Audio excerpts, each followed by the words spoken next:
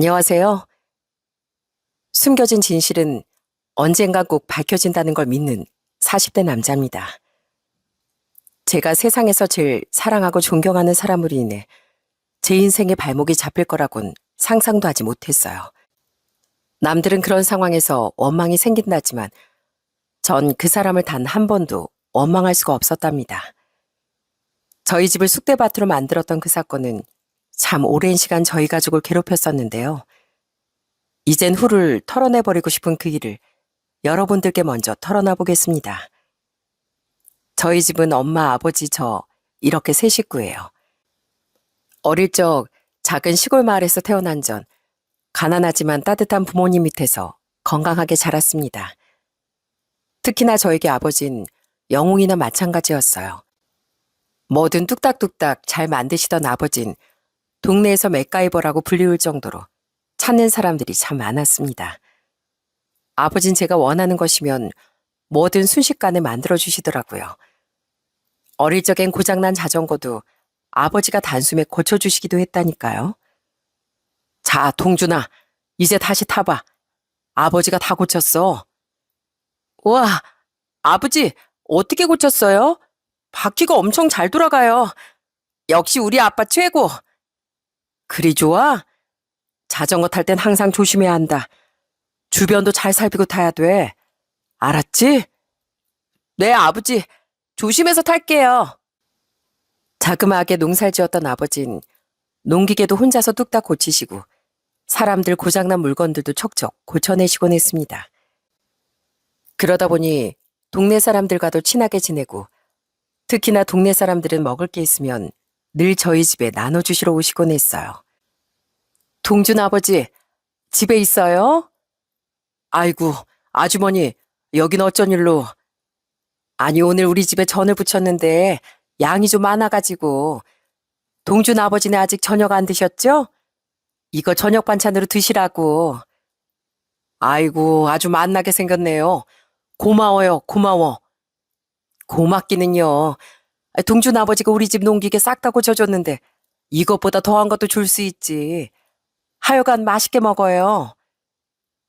그때 당시 저희가 살던 지역은 다들 농사를 지으셨고 동네 자체가 소박하면서 정이 많은 그런 동네였답니다. 저희 아버지 역시 평소에 봉사활동을 정말 많이 다니셨어요. 사람들을 참 많이 도와주시기도 했는데 특히나 명절이나 이런 특별한 날이면 외롭고 쓸쓸하게 지내는 어르신들을 따로 챙겨주시기도 했답니다. 하루는 명절에 아버지와 같이 홀로 사는 어르신들에게 명절 음식을 가져다 드리기도 했어요. 그렇게 아버지가 여기저기 돌아다니며 애써 음식들을 나누며 사람들을 만나면 사실 고맙다고 하시는 분들도 있었지만 툴툴대는 분들도 많더라고요. 그런 모습들 볼 때면 전 심통이 나기도 했고요. 아버지, 저분은 왜 저렇게 툴툴대는 거예요? 그래도 아버지가 생각해서 음식 가져다 주는데 저러면 아버지도 가기 싫지 않아요? 동준아, 사람이 마음이 힘들고 외로우면 입에서 나오는 말도 가시가 박혀서 나올 때가 많아. 사람이 못된 게 아니라 환경이 사람을 그렇게 만든 거지. 그래도 우리라도 가서 명절 음식 챙겨드리니 얼마나 다행이냐. 그래도요, 아버지가 좋은 일 하시는 건데 저런 소리 듣는 거 보니까 그만하셨으면 좋겠어요. 이 세상 혼자 사는 법 없는 거야. 내가 가지고 있는 게 많으면 어려운 사람들과 나눠야지. 그게 이 세상 살아가는 법이야. 그렇게 늘 남을 먼저 생각하고 배려하는 아버지를 전 존경할 수밖에 없었어요. 엄마 역시 아버지를 존경했고 그렇게 저희 세 식구는 따뜻한 마음을 가지고 살았습니다. 그런 저희 집에 갑작스럽게 큰일이 생긴 건 바로 제가 19살이 되었을 때였어요. 그때 사건으로 저희 집은 한순간에 몰락하고 말았고요. 바로 아버지가 사망사건의 피의자로 조사를 받게 된 거였습니다. 처음 사건이 터졌을 땐 아버지가 구속수사를 받으시다 보니 아예 아버지를 만날 수조차 없었어요. 엄마 전 내내 전전긍긍하며 아버지를 기다렸고요. 동준아, 아버지 별일 없겠지? 아휴, 경찰서에 가서 물어봐도 제대로 대답을 안 해주니. 엄마, 너무 걱정하지 마세요. 아버지가 어떤 분이신데 별일 없을 거예요. 엄마 전 당연히 아버지가 곧 풀려날 거라고 믿었지만 상황은 점점 나쁘게만 흘러가더군요. 오랜 조사를 받고 아버진 풀려나지 못한 채 바로 판결을 받게 되었고 결국 징역형을 받았거든요. 그렇게 아버지가 징역형을 받게 되자 순식간에 동네에서도 저를 바라보는 시선이 달라지게 되었답니다. 아무래도 작은 동네다 보니 밖으로 나가기만 하면 다들 수군대고 절 피하기 바빴어요. 친구들 역시 저와 거리를 두기도 했고요. 얘들아, 주말에 우리 같이 만나서 공부할까? 어? 아니, 난 시간이 없을 것 같은데. 미안, 나 먼저 갈게, 동준아. 처음엔 그저 기분 탓이겠거니 했던 것들이 점점 시간이 지날수록 일부러 우리를 피한다는 걸 알게 됐을 때 그때의 좌절감이 얼마나 컸는지 모릅니다. 그래도 버티며 그렇게 지내고 있는데 그런 저희 가족을 더 힘들게 하는 사람들도 많았어요. 하루는 시내에 갔다가 집으로 돌아오는데 술 취한 아저씨들이 절 발견하고선 대놓고 욕을 하더라고요. 이야, 역시 살인자 자식은 피부터가 다른가 보네. 어디서 뻔뻔하게 밖에 돌아다니고 있어? 나 같았으면 함부로 밖에도 나다니지 못할 것 같은데. 아저씨 그만하세요. 저희 아빠 그런 사람 아니에요. 그런 게 아니게 뭐가 아니야? 내가 이럴 줄 알았어. 그렇게 사람 좋은 척 착한 척 하면서 남들한테 잘하는 척 하더니 결국엔 이렇게 사고 칠 줄 알았다고. 하지 마시라고요. 조그만 게 어디서 큰 소리야? 왜? 네 애비처럼 그러게? 차, 어디 해봐라, 해봐. 피가 어디 가나? 그런 동네 사람들의 싸늘한 시선 때문에 결국 저와 엄만 더 이상 그 동네에서 버티지 못하고 다른 지역으로 떠나게 되었어요. 말 그대로 야반도주를 하는 것처럼 약간의 직기들만 가지고 그렇게 부랴부랴 이사를 가게 되었죠. 그 뒤로 저와 엄만 참 힘들게 살았습니다. 특히나 엄마가 고생을 어마어마하게 하셨어요. 처음엔 살인자 가던 땅이라면서 밭도 잘 팔리지 않아 당장 쓸 돈이 없어 굶을 때도 참 많았죠. 그런 상황에서 엄만 어떻게든 살기 위해 열심히 식당에 나가 설거지도 하고 서빙도 하며 그렇게 생계를 유지하셨고요. 전 당시 대학에 가지 않겠다고 다짐했습니다. 그런데 엄마는 애타는 목소리로 절 설득하시더라고요. 동준아, 대학은 가야지. 다른 애들 다 가는데 왜 너만 안 가? 대학 가. 엄마 돈 있어. 밭도 엊그제 다 팔았고 그 돈으로 너 대학 가면 돼. 그러니 넌 걱정하지 마. 엄마 어떻게 그래요? 내가 어떻게 이 상황에 대학을 가?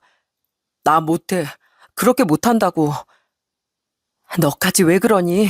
너까지 이러지 마. 엄마 겨우 간신히 버티고 있는데 왜 그러는 거야? 엄마 부탁이다 제발. 이 일로 네 삶까지 무너지면 엄만 더 이상 못 버텨. 알았지?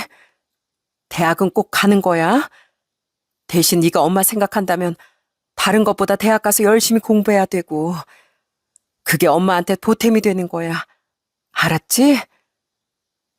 결국 전 엄마의 말에 제 고집을 꺾게 되었고 그렇게 전 대학에 입학을 하게 되었어요. 대학에 입학하고서 전 어떻게든 장학금을 받아야 한다는 생각으로 정말 열심히 공부를 했답니다. 하늘이 너무나도 원망스럽고 힘들었지만 저보다 더 힘들 엄마를 생각하며 그렇게 열심히 살았죠. 엄마는 아버지가 그렇게 징역형을 사시게 되면서 밤에 잠도 못 주무셨어요. 저에게 티를 내진 않았지만 뒤로 늘 슬퍼하고 괴로워하는 엄마가 너무 안쓰러워 전 더 밝게 생활하려고 노력했습니다. 그러다 4년이 지나 아버지가 드디어 나오시게 되었어요. 그런데 아버지는 출소 후 상태가 굉장히 좋지 않으셨습니다. 건강도 많이 쇠약해지셨지만 사람들과 마주하는 걸 싫어하시고 밖으로 잘 나가지도 않으셨어요. 내내 집 안에만 계시고 누워있는 시간이 점점 늘어났습니다. 그런 아버지가 걱정되어 전 항상 집에 오면 아버지가 누워 계시는 방문을 열고 물었어요. 아버지, 식사 안 하셨어요?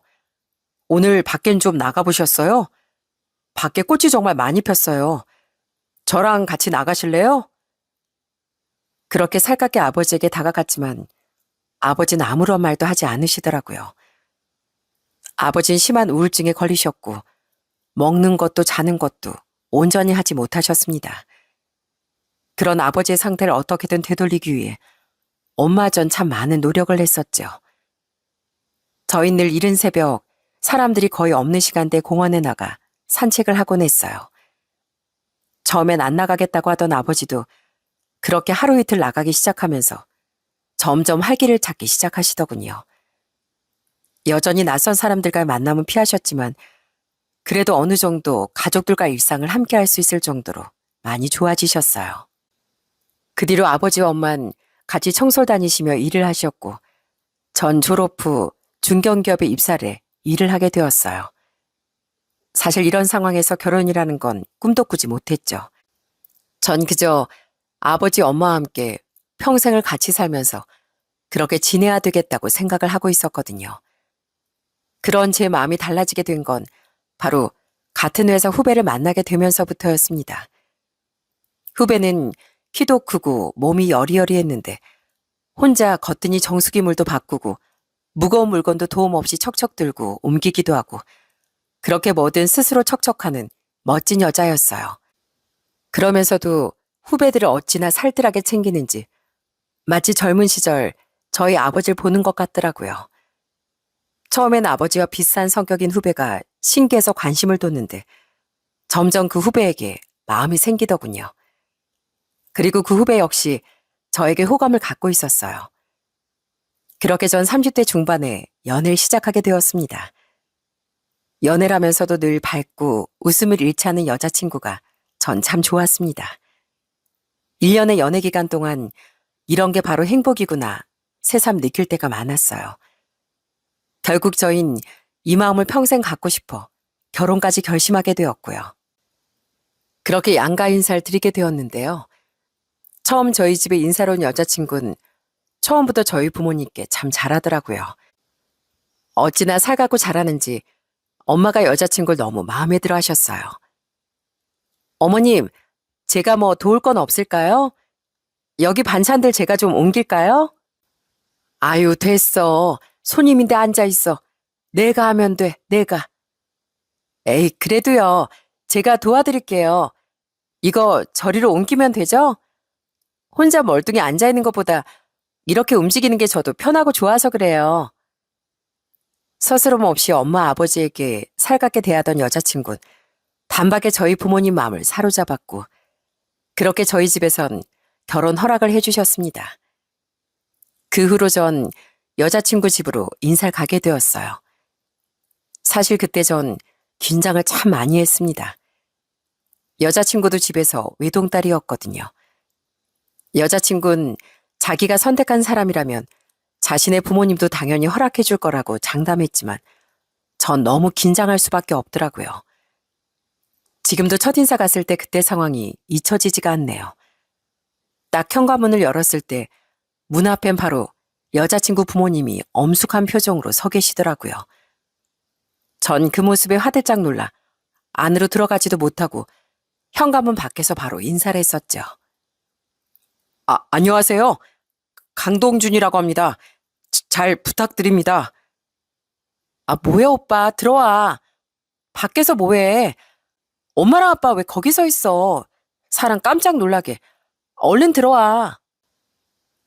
그렇게 여자친구의 말을 듣고 집 안으로 들어가는데 신발을 벗고 거실로 들어가는 내내 여자친구 부모님은 한 번 웃지도 않으시고 무표정이셨어요. 전 그 모습을 보며 등에 식은땀이 줄줄 흐르더라고요. 같이 밥을 먹으며 이런저런 얘기를 나누는데 진짜 음식이 어디로 들어가는지 모를 정도로 그 자리가 너무너무 힘들더라고요. 그래, 같은 회사에 다닌다고? 결혼하면 같은 회사 다녀도 괜찮은 건가? 설마 우리 애가 이직한다는 이유가 자넨 거기 회사 다니고 우리 딸들을 이직하라고 했던 건 아니지? 아유, 아닙니다.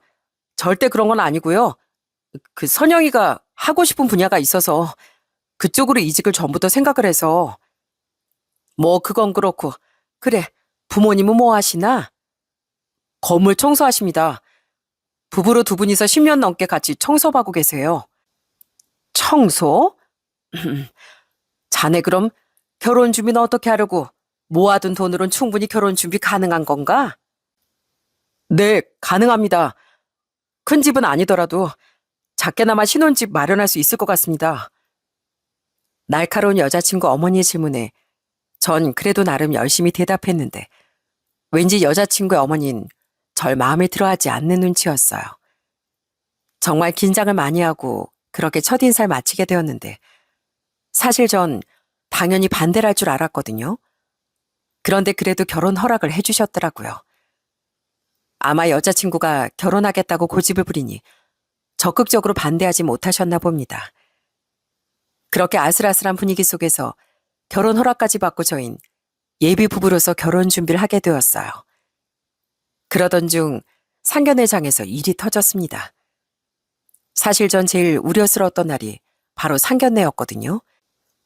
아버지가 오래전부터 대인 기피증에 불안증이 있으셔서 낯선 사람들 눈을 잘 쳐다보지 못하고 당황을 많이 하셨는데 상견례 자리에서 아버지가 심하게 긴장하시다 보니 평소보다 더 심한 행동을 보이신 거였어요.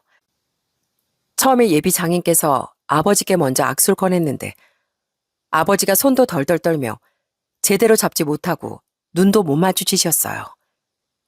예비 장인과 예비 장모는 그런 아버지의 행동을 보면서 무척이나 당황스러워 하셨답니다. 어디 뭐 안 좋으신 건가요? 아닙니다. 몸이 안 좋은 게 아니라 저희 남편이 사고가 있어서 대인 기피증이 좀 있거든요. 첫 만남이라 이렇지 몇 번 보면 괜찮습니다. 엄마가 부랴부랴 아버지 입장을 해명했지만 예비 장인과 장모는 탐탁지 않은 표정을 거두지 못하셨어요. 그런 예비 장인과 장모의 표정을 보면서 저 또한 더 긴장할 수밖에 없었고요. 예비 아내는 그런 분위기를 어떻게든 풀어보려고 했지만 사실상 분위기가 잘 풀리지 않더라고요. 그러던 중 엄마가 가볍게 꺼낸 얘기로 한순간에 분위기가 달라지게 됐습니다. 두 분께서 같이 청소하신다 들었는데 계속 일을 하시긴 괜찮으신가요? 이젠 그만둬야죠. 대신 저희가 아들 장가만 보내고서 고향에 내려가서 살려고요. 네? 고향이요? 아니 그럼 여기가 원래 사시던 곳이 아니신 거예요? 아니에요. 저희 아들 19살 때까지 살던 곳이 있는데 거기서 배농사 지으면서 노후 보낼 생각입니다. 지금 땅도 다 마련되고 묘목도 심어놓은 상태라 이제 곧 수확하게 되면 아예 내려가 살려고요. 수확해서 첫 배를 따면 저희가 사돈 댁으로 먼저 보내드리고 싶네요. 그러면서 엄만 원래 고향 지역에 대해 이런저런 얘기를 하셨답니다. 그런데 그때 예비 시모의 얼굴이 한순간에 밝아지시더라고요. 어머나, 정말요? 거기지요. 저희 친척도 귀농해서 그쪽으로 갔는데 거기가 하도 좋다고 들어서 저희도 노후에 귀농하면서 가볼까 그런 생각을 하고 있었거든요. 어머, 그런가요? 그럼 나중에 종종 오세요. 귀농하시기 전에 먼저 오시고 동네 분위기도 보고 며칠 살아도 보고 그러시면 좋잖아요. 그러네요. 참 어쩜 이런 일이 있는지. 안 그래도 저희가 딱 그 지역 보고 있었는데. 정말 우연히도 저희가 과거에 살았던 그 동네로 예비 장인과 장모가 나중에 귀농을 해볼까 하면서 알아봤던 거였습니다. 그 얘기를 시작으로 상견례 분위기는 천만다행으로 화기애애해졌습니다. 그렇게 좋은 분위기에서 상견례가 치러지면서 저희의 결혼 준비는 더욱 수월해졌어요. 예비 처가의 분위기는 참 많이 풀렸습니다. 결혼 준비를 하면서 예비 아내는 종종 저희 집으로 와 부모님과 시간을 많이 보냈어요.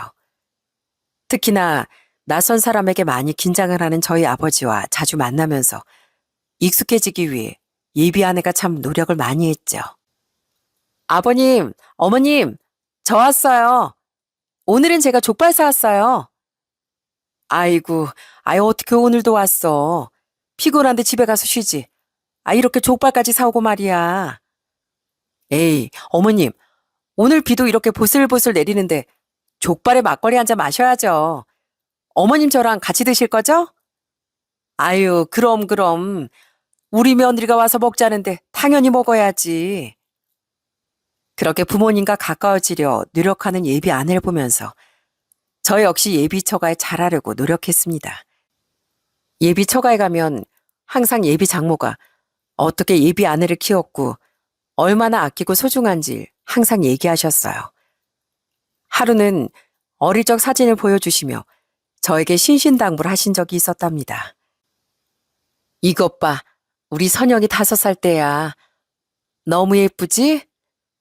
우리가 선영이를 엄청 어렵게 가졌거든. 결혼하고서 7년을 애가 생기지 않아서 고생을 참 많이 했어. 그러다 겨우겨우 생긴 게 우리 선영이야.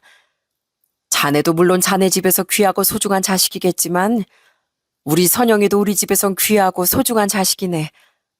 그러니 선영이 많이 아껴주게나. 걱정 마세요, 장모님. 제가 더 잘하겠습니다. 선영이 눈에 눈물 나오는 순간 자네 알지? 나랑 내 남편이 아주 그냥 가만 안 있을 걸세. 이 말 꼭 명심하게나. 예, 꼭 명심하겠습니다. 힘들게 가진 아이였다 보니 예비 아내는 예비 처가에선 보물이나 다름없었어요. 예비 처가에선 아예 결혼도 정말 늦게 시키고 싶어 하셨을 정도였죠. 그렇게 사랑받고 자란 예비 아내를 전 평생 행복하게 해주겠노라 다짐하고서 결혼을 기다리고 있었어요. 그런데 결혼식을 치르기 5일 전 갑작스런 예비 처갓집에 호출이 있었어요. 일을 하고 있는데 예비 장모에게 끝나고 집으로 오라는 문자가 왔더라고요. 갑자기 무슨 일인가 해서 저와 예비 아내는 퇴근을 하자마자 예비 처가로 향했죠. 그런데 현관문을 들어서자마자 거실에 있던 예비 장모가 뛰쳐나오시더니 절 향해 크게 소리를 치셨습니다. 어디서 감히 우리 순진한 딸을 속이려고 그랬어? 어디서 감히? 장모님, 왜 그러세요? 언제까지 숨길 수 있을 거라고 생각했어? 감히 우리를 농락하고서 결혼을 하려고 해? 왜 그러시는데요? 대체 왜 그러시냐고요, 장모님? 내가 다 알고 왔어. 내가 뒷조사 안 했으면 어쩔 뻔했어? 선영아, 너도 알고 있었어? 이 집안 범죄자 집안인 거 알고 있었냐고. 얘 아버지 감방 갔다 왔댄다, 감방. 전 예비 장모의 말에 너무나 당황스러웠어요. 사실 저흰 그 얘기를 예비 처가에 꺼내진 않았어요. 예비 아내는 알고 있었지만 굳이 얘기할 필요가 없다며 말하지 않는 게 나을 것 같다 했었습니다. 아마 이 사연을 들으신 분들이라면 그런 중요한 얘기를 하지 않는 건 잘못 아닌가 생각하실 수도 있겠지만 저희에게도 다 사정이 있었어요. 그 사정을 얘기하려고 했는데 예비 장모 나에 들으려고도 하지 않더라고요. 장모님, 그게요. 제가 드릴 말씀이 있습니다. 무슨 말? 내가 이미 다 알아봤어. 이미 그 고향 동네에선 자네 아버지 유명하더만. 내가 이거 안 알아봤으면 어쩔 뻔했어? 이거 사기 결혼이야, 사기 결혼. 선영아, 너도 모르고 있었지? 아휴, 우리 순진한 딸을 속여가지고선 범죄자 집안에 시집 보낼 뻔하다니. 아휴. 엄마, 그게 나도 알고 있었어. 그리고 내가 말하지 말자고 그런 거야. 뭐? 아이고 이거사. 그걸 왜 말을 안 해? 그리고 애초에 알고 있었으면 만나지 말았어야지. 그걸 왜? 아무튼 이 결혼 못한다. 안 된다. 어떻게 그런 집안에 널 시집 보내? 안 그래도 상견례에서 자꾸 사람 눈 피하는 게 이상하다 싶었는데 그런 잘못이 있었으니까 그런 거네. 이 결혼 다 무효야. 우리 딸 그런 집에 못 보내네. 장모님, 그건 오해세요. 그런 게 아니라요. 그런 게 아니긴 뭐가 아니야? 간방 갔다 왔다는 거 그 동네 사람 다 알던데. 우린 그것도 모르고. 아휴, 하여간 결혼 다 취소하고 위약금이고 뭐고 자네가 다 지불하겠나. 소송 안 거는 걸 다행으로 생각하고 당장 우리 애랑도 헤어져. 그러자 예비 아내가 옆에서 예비 장모를 말리기 시작했습니다. 엄마 왜 그래? 이 사람 말도 좀 들어봐. 그리고 오해야. 내가 이래서 말 안 하려고 한 거야. 엄마가 제대로 확인도 안 하고 이 난리 피울까 봐. 그럼 이게 아무것도 아닌 거야? 어떻게 징역 살다 온 사람이 있는 집에 시집갈 생각을 해? 선영아, 정신 차려, 정신. 네가 지금 사랑에 눈멀어서 그런 것 같은데 시간 지나면 그것도 다 옅어져. 여기서 그만해. 어? 범죄자 집안에 시집가서 어쩌려고? 너 남들 손가락질 받으며 살 거야? 이 엄마 아빠 창피하게 할 거냐고? 그만하라니까. 엄마, 내 얘기 좀 들어보라고. 듣긴 뭘 들어. 자네도 이제 그만하게. 자네 얼굴도 꼴도 보기 싫으니까 헤어지고 그만 나가. 사기꾼한테 우리 딸 절대 못 줘. 애비가 그 모양인데 자식이라고 제대로 됐겠어? 이 결혼 절대 못하네. 장모님, 절 욕하시는 건 참을 수 있지만 다른 거 몰라도 저희 아버지 욕은 하지 말아주세요. 뭐? 저것 봐라, 저것 봐. 그래도 범죄자도 애비라고 편드는 거 좀 봐라. 선영아, 넌 저런 애랑 결혼하고 싶니? 사람을 죽여놓고 뻔뻔하게 욕하지 말라니. 아휴, 저딴 애비도 애비라고 편드는 애랑 결혼하고 싶냐고. 이 엄마 마음에 대못을 박아야 되겠어? 자네도 그러는 거 아니야.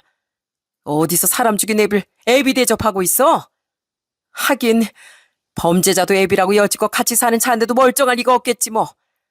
더한 욕을 실컷 퍼부어주고 싶지만 자네 집안이랑 똑같은 집안 되고 싶지 않아 참는 거니까 당장 여기서 나가.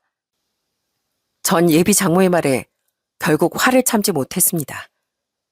그동안 수많은 손가락질을 당해왔지만 그 어떤 손가락질보다 더욱 매섭고 아프더라고요.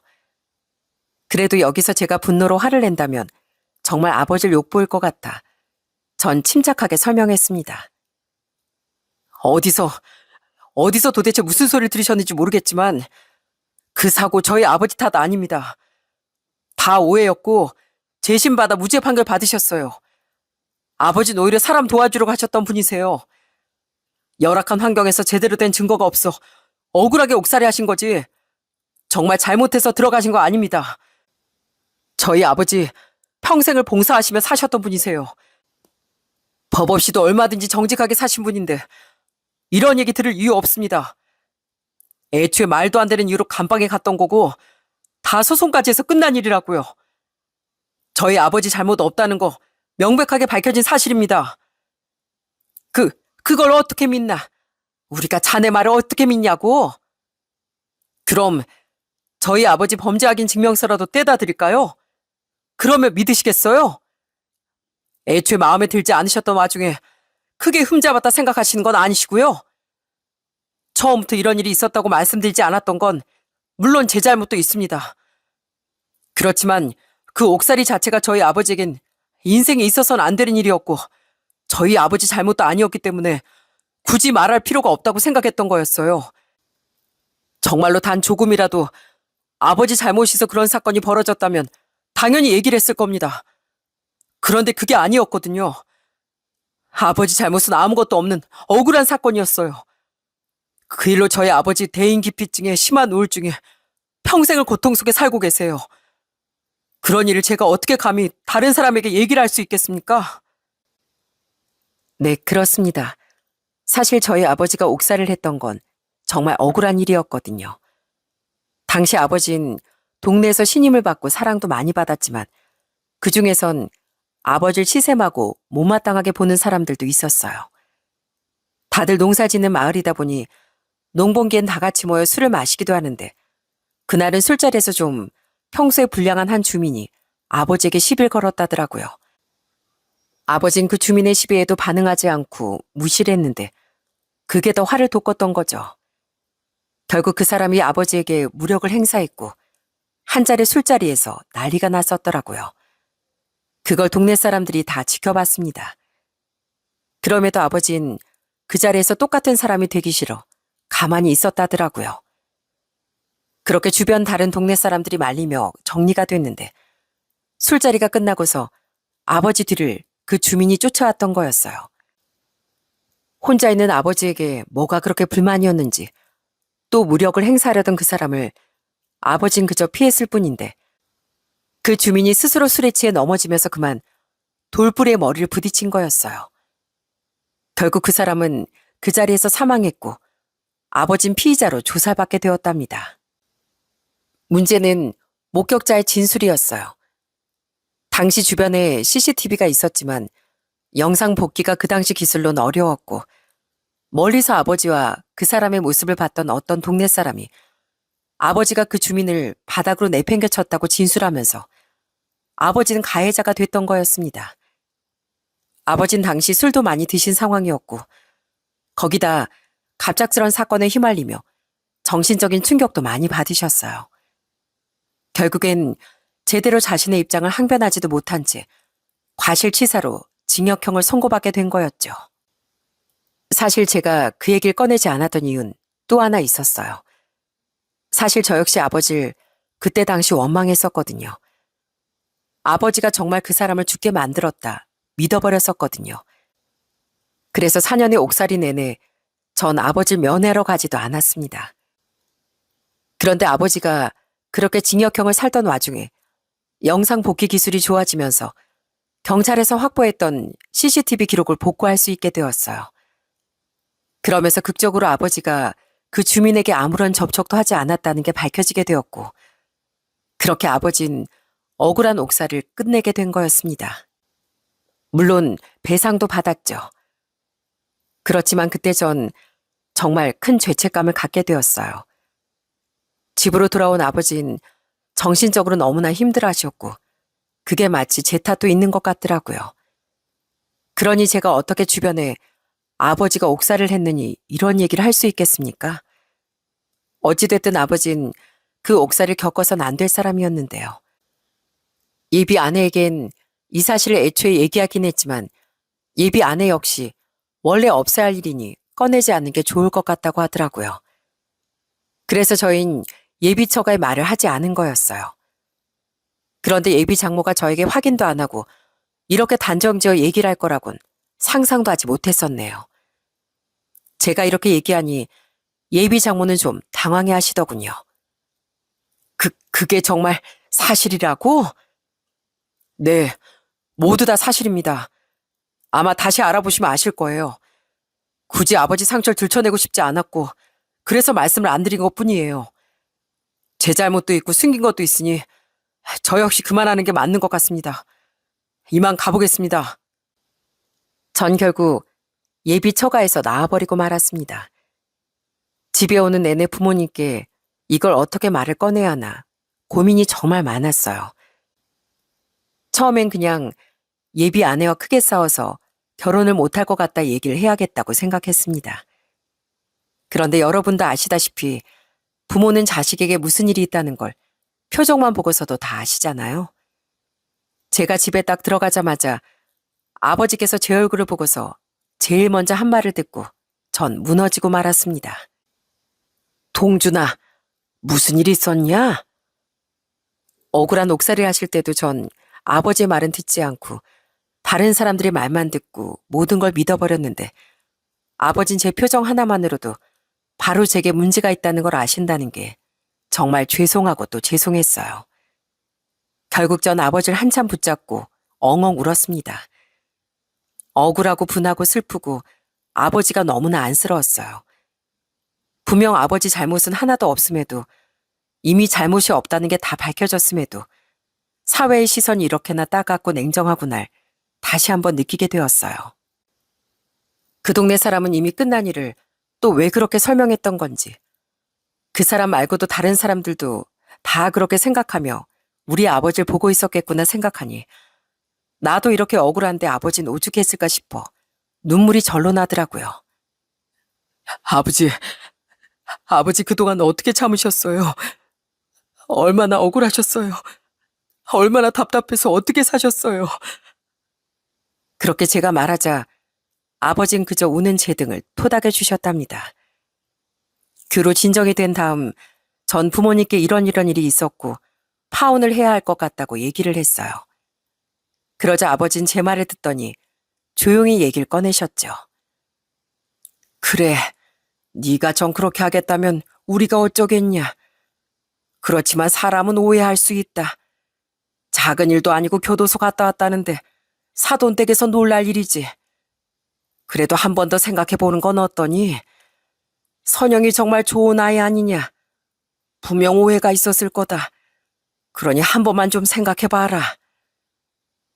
예비 아내 역시 계속해서 제게 연락이 왔지만 사실 전 마음을 굳게 먹고 파혼할 생각이었어요. 그런데 그 다음날 쉬는 날이었는데 이른 아침부터 집으로 누군가가 찾아왔더군요. 전 예비 아내인가 생각했는데 그게 아니었습니다. 집으로 찾아온 사람은 바로 예비 장인과 장모님이었어요. 엄마가 문을 열어주시자 예비 장인과 장모님께선 집으로 들어오시더니 저희 아버지를 보고선 바로 그 자리에 무릎을 꿇으셨습니다. 그 모습을 보고서 저와 아버지 그리고 엄마가 너무나 놀라셨어요. 아이고, 이게 무슨... 사돈, 정말 죄송합니다. 제가 아무것도 모르고 그렇게 사이에게 모진 말을 했네요. 정말 우리 사이한테도 너무 미안하고 사돈께도 너무 죄송합니다. 딸 자식 하나 낳고서 키우다 보니 온 세상이 다 위험하게만 보였습니다. 고이 키운 제 딸이 혹여나 잘못될까 두려웠어요. 정말 죄송합니다. 제가 입이 10개라도 할 말이 없습니다. 내 자식 귀한 만큼 남의 자식 귀한 줄 알아야 하는데 제가 제 자식만 귀한 줄 알고 정말 죄송합니다. 아유, 아무리 그래도 얼른 일어나세요. 일어나세요, 사돈. 어떻게 하면 마음이 좀 풀리시겠어요? 어제 저녁에 저희 딸이 모든 상황을 다 얘기해 줬습니다. 사돈께 잊고 싶으신 일이셨을 텐데 이렇게 제가 무례를 범했네요. 우리 사위한테도 상처 준 것 같아 너무 미안하고. 괜찮습니다. 사람이 살다 보면 오해가 있을 수도 있는 거고 확인을 더 했더라면 좋았겠지만 이미 일어난 일을 어쩌겠습니까? 이렇게 다 하셨으니 괜찮습니다. 그러면서 저희 아버지 엄만 예비 장인과 예비 장모를 일으켜 세우셨습니다. 예비 장모님께서 눈물을 흘리시며 계속해서 사과를 하셨어요. 제가 너무 아무것도 몰랐어요. 거기 동네로 귀농한 친척이 있다고 했었죠. 그래서 이번에 딸 결혼한다고 통화하다가 우연히 사돈 얘기가 나오면서 동네 사람한테 들었다면서 얘기를 하더라고요. 저희 입장에선 사실 교도소에 갔다 오셨다는 것도 몰랐는데 죄명도 그랬다고 하니 너무 놀라 제가 사실 확인도 못하고 그 난리를 피웠네요. 정말 죄송합니다. 전 괜찮습니다. 저희야 모든 상황을 다 알고 있지만 다른 사람들은 모르는 게 당연하지요. 저였어도 사돈 입장에선 당연히 그랬을 겁니다. 그러니 너무 미안해하지 않으셔도 됩니다. 감사합니다. 자네한테도 정말 미안하다고 사과하고 싶었네. 내 섣부른 말 때문에 우리 딸 행복을 내가 망친 것 같아서 내내 마음이 안 좋았어. 자네한테 모지말 했던 거 정말 다 사과하네. 너무 미안하네. 내가 이렇게 부탁할 테니 우리 딸이랑 다시 결혼 그대로 해주면 안 되겠는가? 예비 장모는 간절한 표정으로 절 쳐다봤습니다. 저희 아버지 엄마 그리고 예비 장인 역시 제가 무슨 대답을 할지만 기다리시더군요. 전 사실 바로 대답을 하지 못했습니다. 너무 급작스러운 상황에 당황스럽기만 했거든요. 그러자 예비 장모가 고개를 숙이며 제 손을 잡고 얘기를 하셨습니다. 그래, 자네 마음 다 이해하네. 내 말이 얼마나 모질고 못됐을까. 내 자네한텐 정말 평생 미안함 갖고 살겠네. 앞으로 날 안 본다고 해도 좋아. 그렇지만 우리 딸은 받아주면 안 되겠는가? 다 내 탓이고 내 잘못이니 날 원망하고 미워하고 우리 딸은 받아주면 안 되겠어? 장모님, 무슨 소리 하시는 거예요? 제가 왜 장모님을 안 봅니까? 그럼 자네 나 용서한 건가? 그럼요, 장모님. 저도 많이 생각해 봤는데요. 애초에 제가 솔직하게 저희 집 얘기를 꺼냈더라면 이런 일도 없었을 텐데 제 잘못도 있습니다. 아버지 상처라고 다시 들추고 싶지 않다는 마음에 말을 하지 않았던 걸 제 탓이잖아요. 아휴, 고맙네. 정말 고마워, 자네. 정말 고맙네. 그렇게 저흰 극적으로 화해를 하게 되었습니다. 모든 오해가 다 풀리고서 그날은 예비 장인과 장모님, 그리고 저희 부모님께서 한참을 얘기를 나누셨어요. 어딜 가든 시기 질투하는 사람들이 있지 않습니까? 아마 아버지가 억울하게 옥살이를 하고서 국가에서 배상까지 받으니 그걸 또 시기 질투한 사람이 예비 장모의 친척에게 좋지 않은 얘기만 했던 거였어요. 참 어떻게 사람들이 그렇게 못될 수가 있는지. 남의 상처는 생각도 하지 않고 자신들의 감정만 중요하다고 생각한다는 게 그저 너무 어이가 없고 어처구니가 없을 뿐이에요. 그 뒤로 저흰 드디어 결혼을 하게 됐습니다. 무사히 결혼식을 치르고서 신혼생활을 시작하게 되었죠. 아버지 엄만 저희가 결혼하고서 그 이듬해 고향으로 내려가셨답니다. 처음엔 귀농을 포기하실까 하는 생각도 하셨어요. 동네 사람이 그런 얘기를 하는 통에 제 결혼이 파탄날 뻔했으니 저 역시 가지 않는 게 좋지 않겠냐 만류를 하기도 했고요. 그런데 아버지는 고향으로 그래도 가고 싶어 하시더라고요. 그렇게 고향으로 가신 부모님께선 오히려 정말 행복하게 잘 지내고 계십니다. 처음엔 좀 거리를 두던 동네 사람들도 서서히 저희 부모님께 다가오면서 지금은 응원을 하고 오히려 같이 잘 지내는 사람들이 더 많아졌다더라고요. 한 번은 제가 배 수확철에 휴가를 내고 내려갈 생각으로 전화를 한 적이 있었는데요. 그런데 그때 아버지가 한 얘기를 듣고 정말 깜짝 놀랐습니다.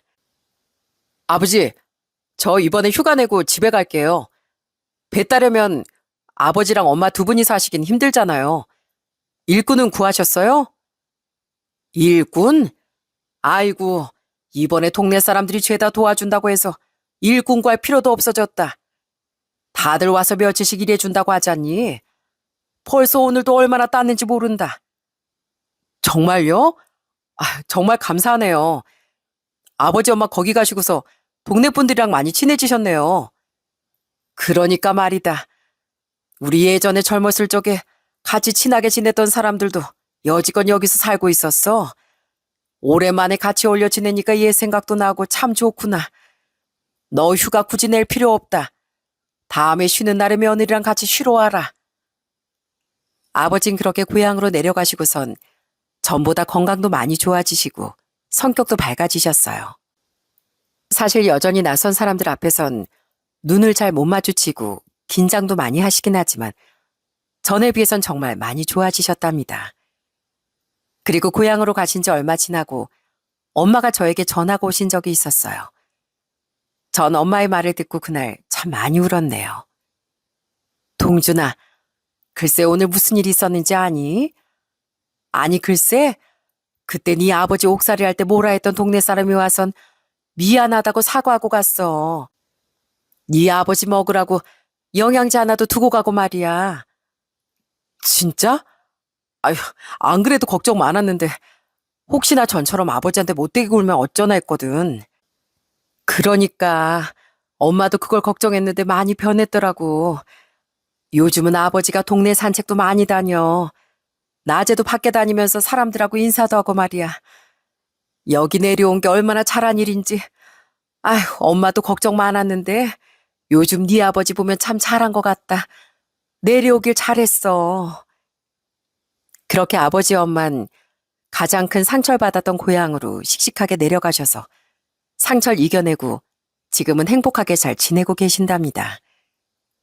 요즘은 장모님과 장인어른도 저를 얼마나 챙겨주시는지 몰라요. 처가댁에 가면 늘 장모님은 제가 좋아하는 음식으로 한상 가득 차려주시곤 합니다.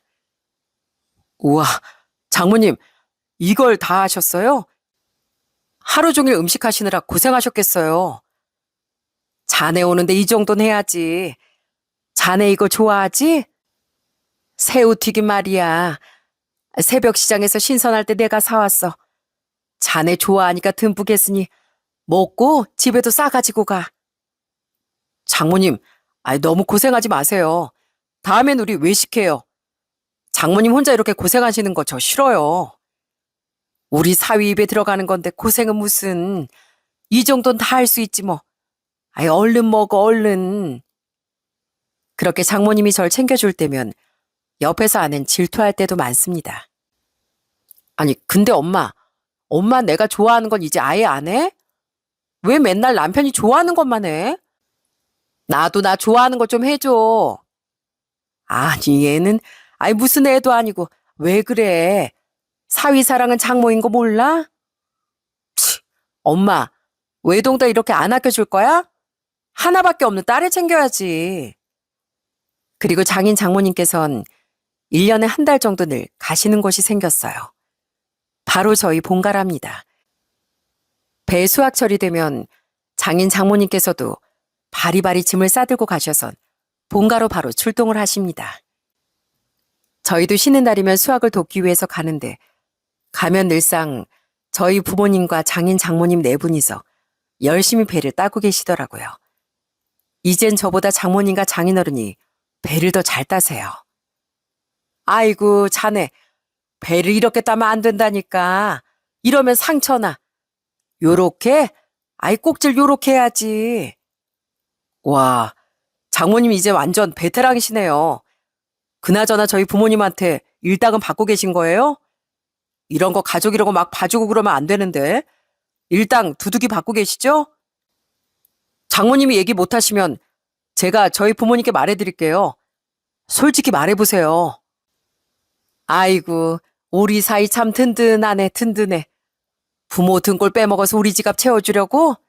아주 든든하구만. 그런 걱정하지 말어. 안 그래도 사돈께서 아주 그냥 집채를 뽑아다가 우리 주려고 해가지고 난리도 아니라니까. 이러다가 자네한테 남길 재산도 없겠어. 이렇게 저희 농담도 나눌 정도로 정말 많이 가까워졌답니다.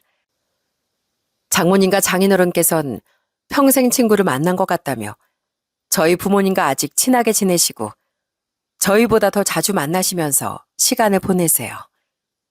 아버지 엄만 배 수출을 하시며 경제적으로도 많이 여유로워지고 장인 장모님과 친하게 지내시며 심리적으로도 전보다 훨씬 밝아지셨죠. 특히나 아버지께선 제가 어릴 적 그랬던 것처럼 지금도 홀로 계신 어르신들을 위해 반찬도 챙겨드리고 같이 병원도 모셔다 드리며 그렇게 나눔을 실천하고 계세요.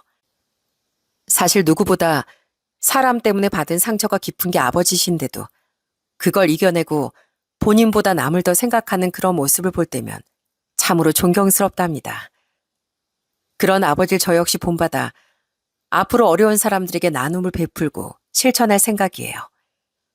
아참, 아내는 임신을 해서 이제 곧 출산까지 앞두고 있습니다. 결혼한 지 이제 3년 차가 됐는데 앞으로 20년, 30년 평생을 아내와 그리고 저희 아이와 또 양가 부모님들과 함께 행복하게 살아가려고요. 저희 집에 이런 폭풍우 같은 큰 사건이 일어나고 나서 참 심적으로 힘들 때가 많았습니다. 여러 번 좌절하고 어려움을 겪었는데 그때마다 다시 이겨낼 수 있었던 건 다 가족의 힘 덕분이었어요. 저희 아버지가 했던 말처럼 사람은 혼자 살아가는 게 아니었습니다. 물론 저희 아버지처럼 곁에서 시기 질투하는 사람은 꼭 있기 마련이지만 그 중에서도 날 믿고 지지하고 응원해주는 사람이 단 한 명이라도 곁에 있다면 아무리 힘들고 어려운 일이 닥치더라도 결국엔 이겨내고 또 버텨내게 되더라고요. 여러분들 곁엔 지금 어떤 사람들이 있으신가요? 내 삶을 온전히 버텨낼 힘이 되어주는 사람이 여러분들의 곁에도 든든하게 있으셨으면 좋겠습니다. 저 역시 누군가에겐 삶의 버팀목이 되길 바라며 앞으로 더 열심히 최선을 다해 제 인생을 살아가 보려고요. 제 이야기는 여기까지입니다. 드라마 같았던 제 인생에 또 한 번 어려움이 닥칠 수도 있겠지만 전 포기하지 않고 더 힘을 내 극복할 생각이에요. 여러분들의 인생에도 어려움이 있더라도 꿋꿋이 힘내 이겨내시길 바라며 전 이만 마치도록 하겠습니다. 지금까지 들어주셔서 정말 감사합니다.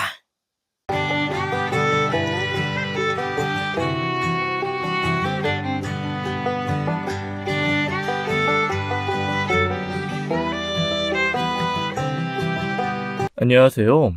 사연 읽어주는 남녀입니다. 오늘도 와주셔서 감사드리며 오늘의 사연 시작하겠습니다. 안녕하세요. 전 얼마 전 잃어버린 동생의 화끈한 복수를 해준 30대 여성입니다. 제게 잃어버린 동생이 있었다는 사실을 처음 알았던 건 중학생 때였어요.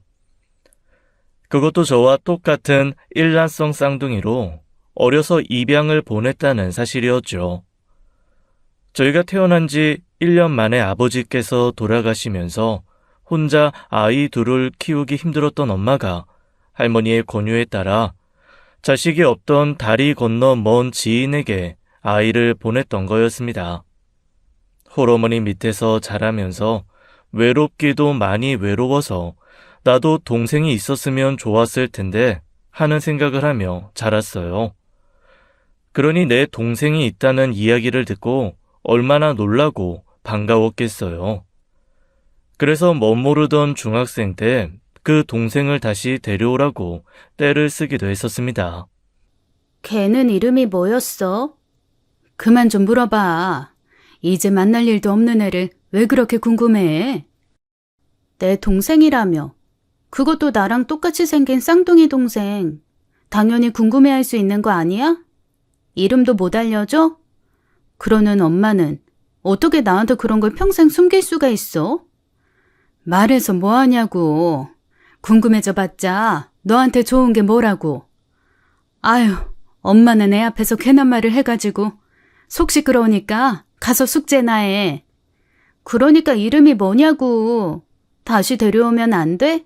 다시 같이 살게 해주면 안 돼? 그걸 말이라고 해? 말도 안 되는 소리 하지 말고 좀 들어가.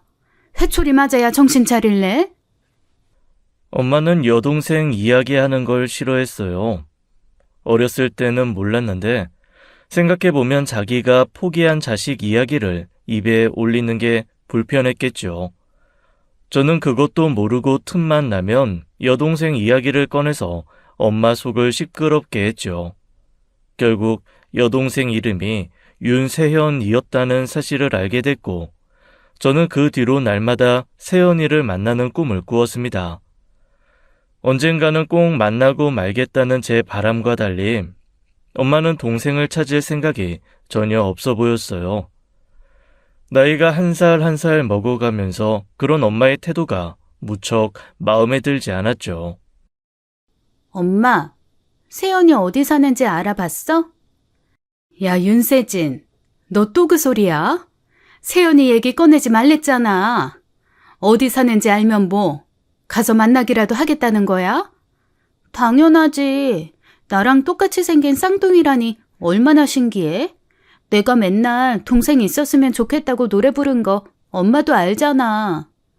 괜히 잘 살고 있는 애 들쑤시지 마.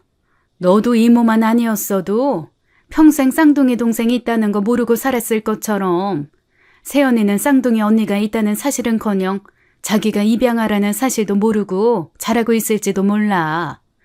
근데 너가 가서 똑같은 얼굴 보이면서 실은 내가 쌍둥이 언니다 그러면 세연이 걔는 얼마나 혼란스럽겠어. 그래도 세진아, 엄마는 세연이 보낼 때 이미 마음 먹었어.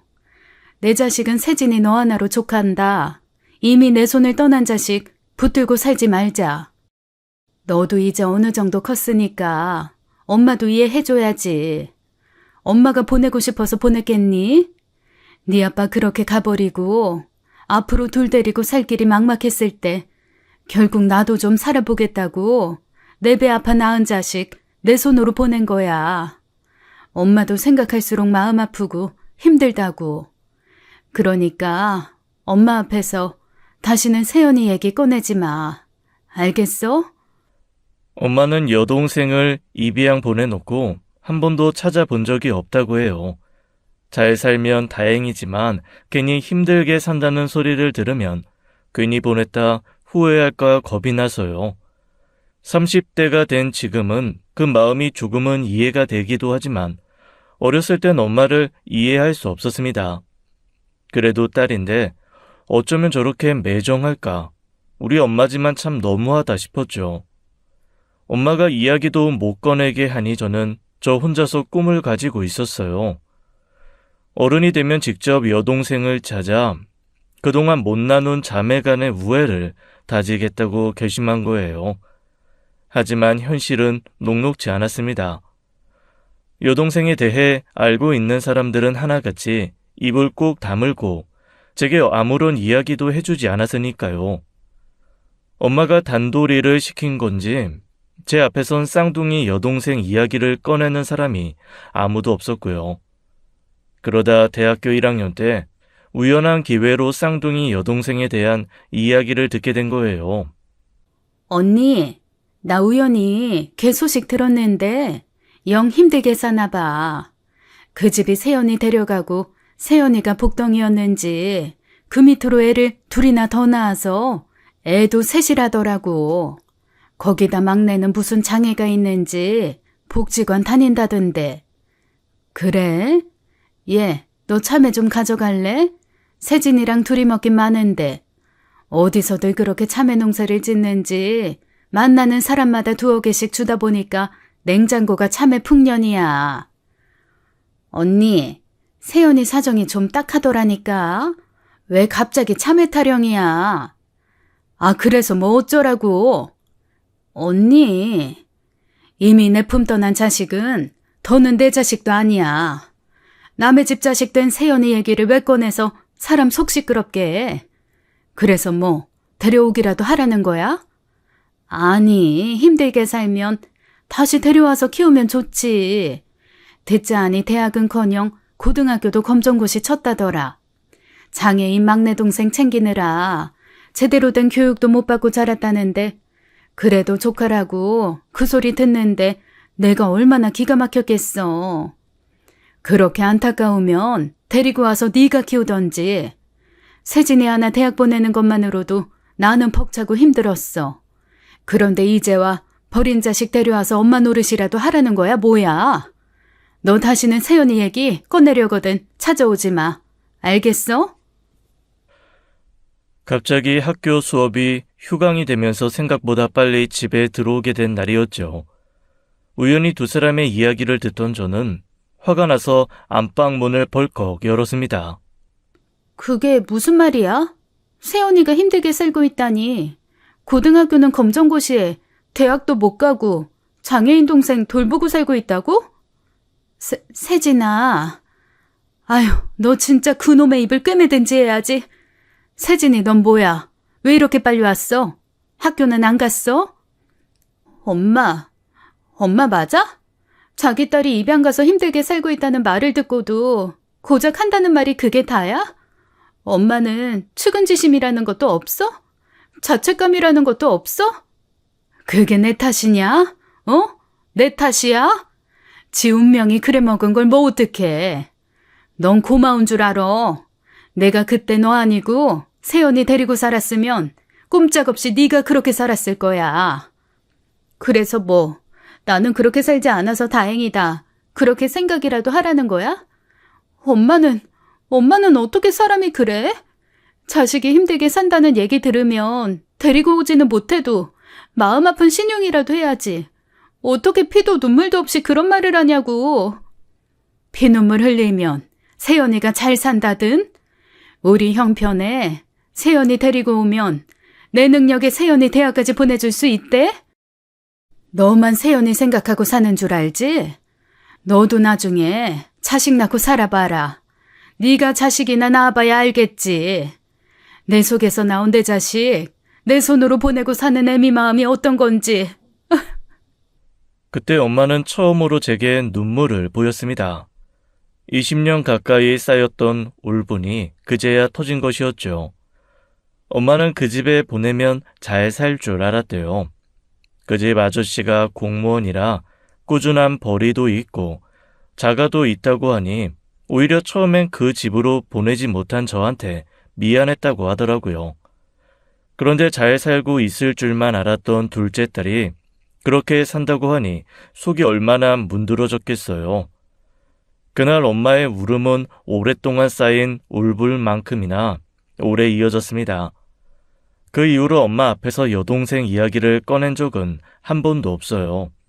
나중에 이모한테 따로 연락해 여동생에 관해 물었지만 이번엔 이모도 딱 잘라 거절하더라고요. 이모가 조용히 좀 알아봐주면 안 돼?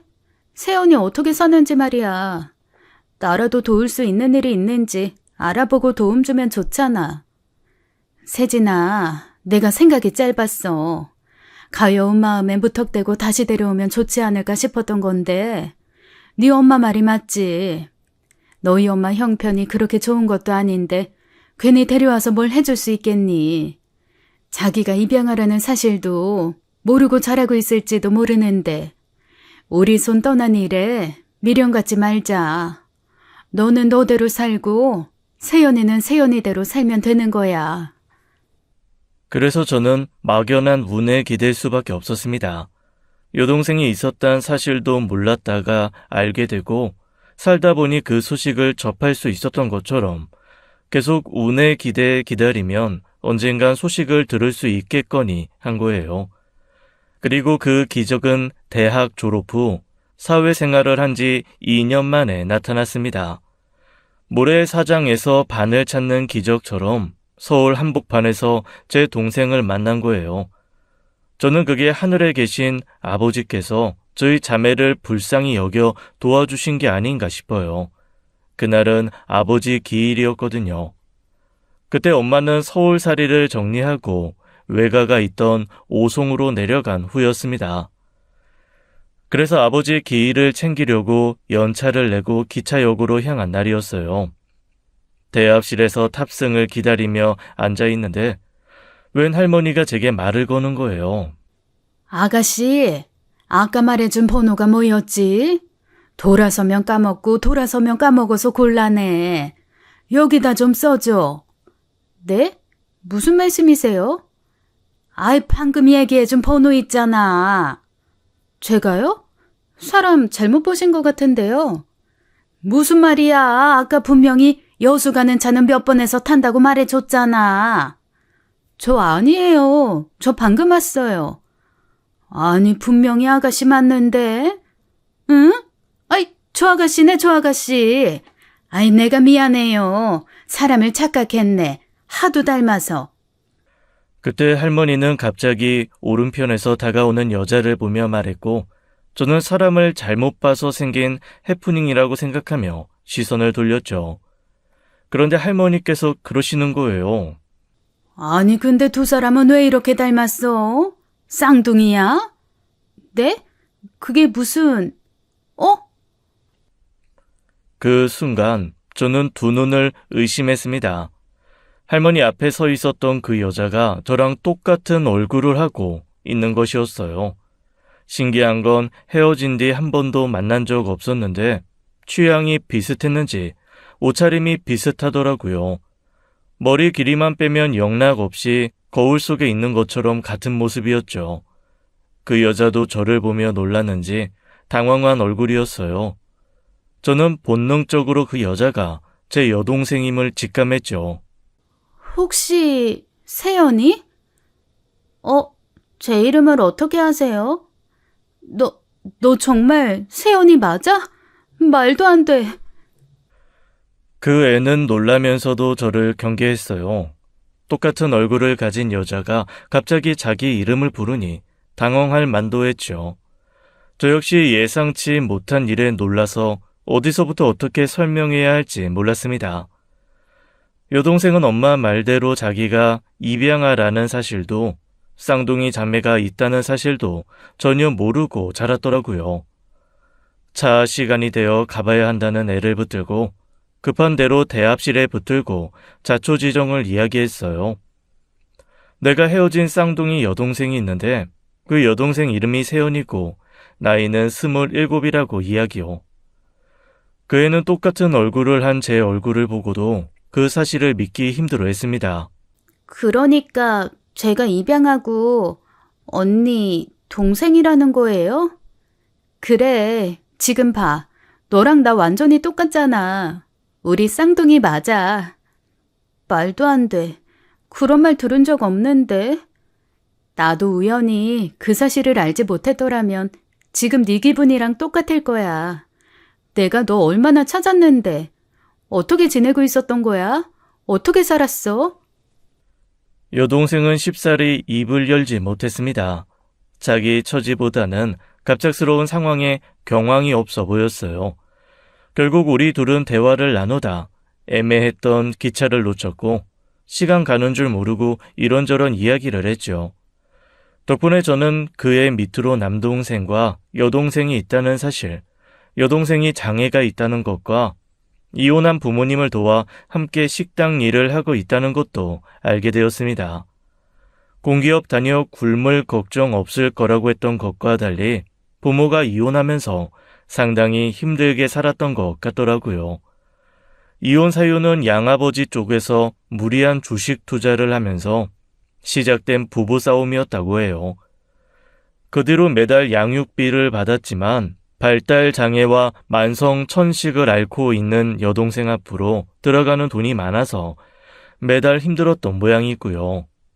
이모가 말해줬던 것처럼 양어머니 식당 일을 돕기 위해 고등학교 중퇴 후 검정고시를 받고 대학은 생각도 해보지 못한 삶을 살고 있었죠.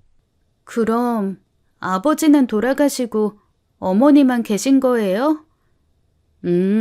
어머니는 잘 계셔. 가끔 너 많이 그리워하셨어. 아, 그랬구나. 여동생의 마음을 생각해 약간의 거짓말을 했는데 그게 도움이 된 건지는 모르겠습니다. 여동생은 잠시 넋을 놓고 깊은 생각에 잠겨 있더라고요. 한 번에 너무 많은 감정을 쓰면 사람이 많은 체력을 쓴 것처럼 지치는데 딱 그런 상황인 것 같았어요. 그러다 불현듯 뭔가 생각났다는 듯 벌떡 일어서더니 시간을 확인하더라고요. 아, 미정이 약. 어? 죄송한데 저 지금 가봐야 돼요. 동생 약 때문에. 여동생은 그날도 서울에 있는 병원에 동생 약을 타러 온 거라고 하더라고요. 정기 검진과 2주에 한 번씩 약을 타러 오는 일은 전부 여동생 몫이었죠. 일단 전화번호를 교환한 후 헤어졌고 엄마 집으로 내려가는 기차에서도 저는 흥분이 가라앉지 않았습니다. 기적은 예고 없이 찾아왔고 그 기적은 제 삶을 송두리째 바꿔놓았죠. 막연한 미래를 바라보고 살았던 제게 여동생과 함께하는 미래가 생긴 것이니까요. 윤세진, 너 시간이 몇 시인데 이제 와? 늦으면 늦을 것 같다고 미리 연락을 하든지. 연락도 안 받고 엄마가 얼마나 걱정했는지 알아? 아, 미안. 일이 있어서 미처 생각을 못했어. 기다렸어? 말이라고 해? 너 때문에 상도 못 차리고 지금까지 기다리고 있었잖아. 경찰에 신고할 뻔했어. 분명히 1시쯤 차 탈 거라고 한 애가 날이 저물도록 연락이 없으니 걱정이 안 돼. 미안. 어머, 얘 넋이 좀 나갔는데? 너 정말 무슨 일이 있었던 거야? 아무것도 아니야. 상 차리자. 아직 안 늦었지? 저는 짧은 고민 끝에 일단 두 사람에게는 그 사실을 밝히지 않기로 했어요. 꿈에 그리던 여동생을 만났다는 소식이 특히 엄마에게는 그렇게 달가운 소식이 아닐 것 같았거든요. 그날 그렇게 헤어진 후 여동생으로부터 한참 연락이 없었습니다. 저는 그날 일이 꿈이었을까봐 애써 찾은 여동생과 연락이 그렇게 끊겨버릴까봐 마음이 조마조마했죠. 다행히 일주일쯤 지났을 때 식당 일이 너무 바빠 연락을 하지 못했다는 답장이 왔어요. 그 후로 저희는 드문드문 시간이 될 때마다 연락을 했죠. 그런데 여동생은 다시 한번 만나고 싶다는 말에 만남을 주저하더라고요. 엄마는 한번 만나봐야 하지 않겠냐는 말에 용기를 낼 때까지 무려 한 달이라는 시간이 걸렸습니다. 여동생이 마음의 준비가 끝나자 저는 그제야 엄마에게 말을 꺼낼 수 있었어요. 그런데 마음의 준비가 필요한 건 여동생 쪽이 아니라 엄마더라고요.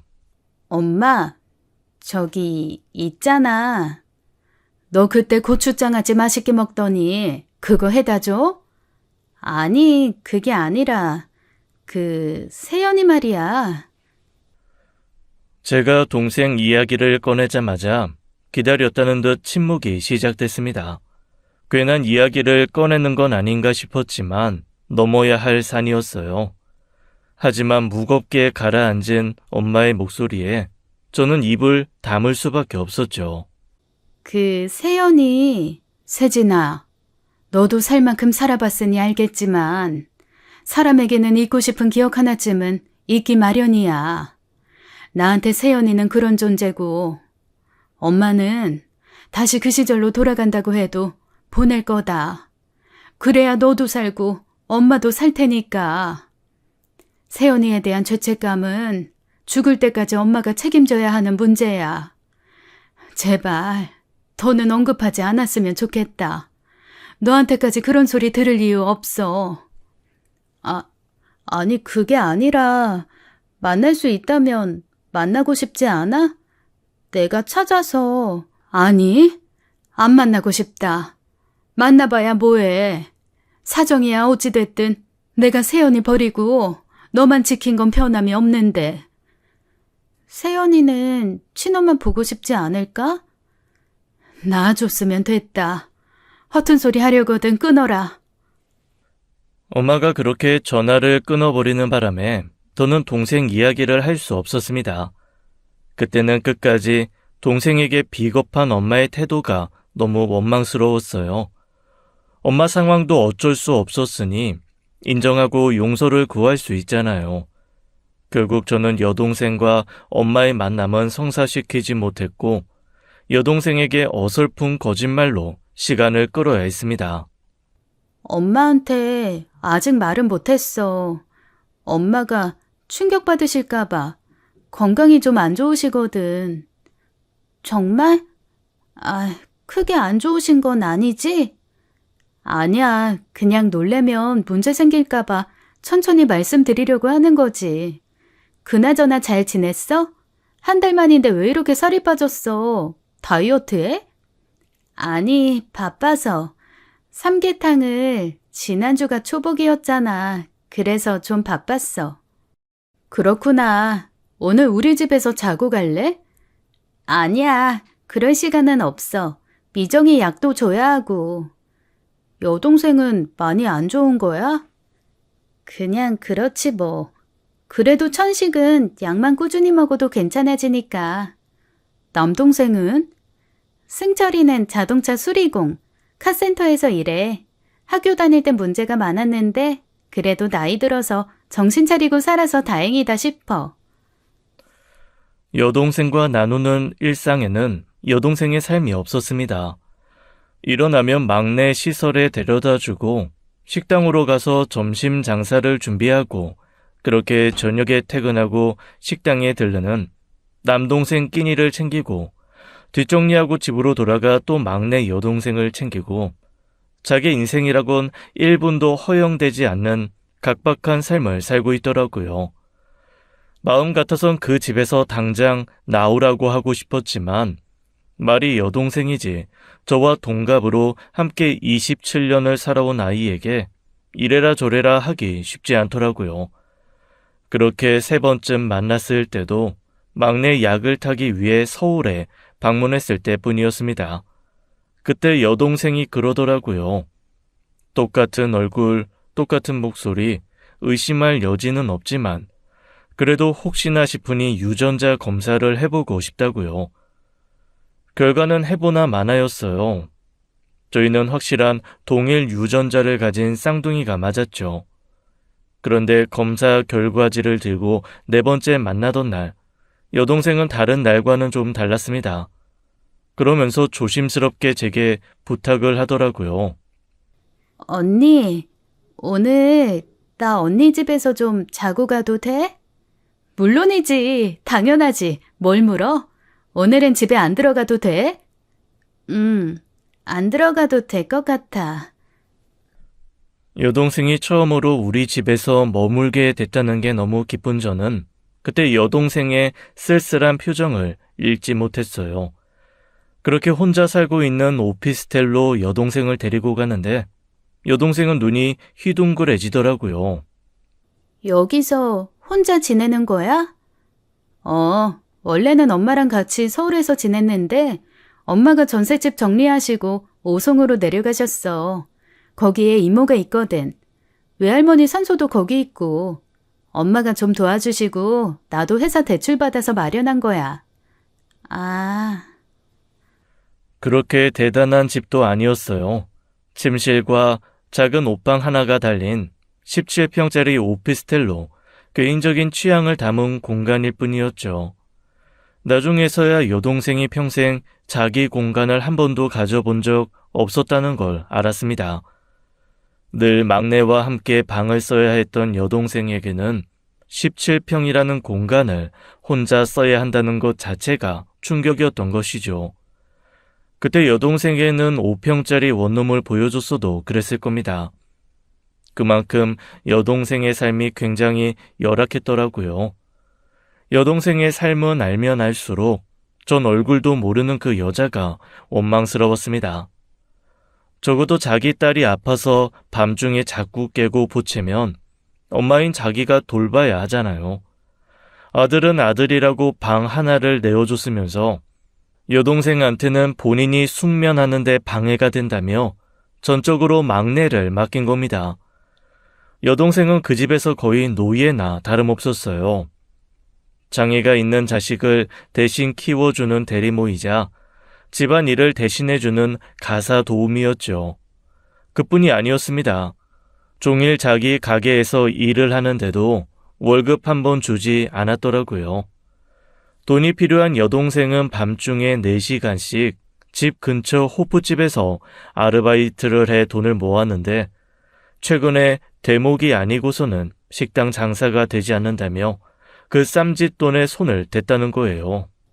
세연아, 혹시 너가 그러고 싶으면 여기 들어와서 같이 살아도 돼.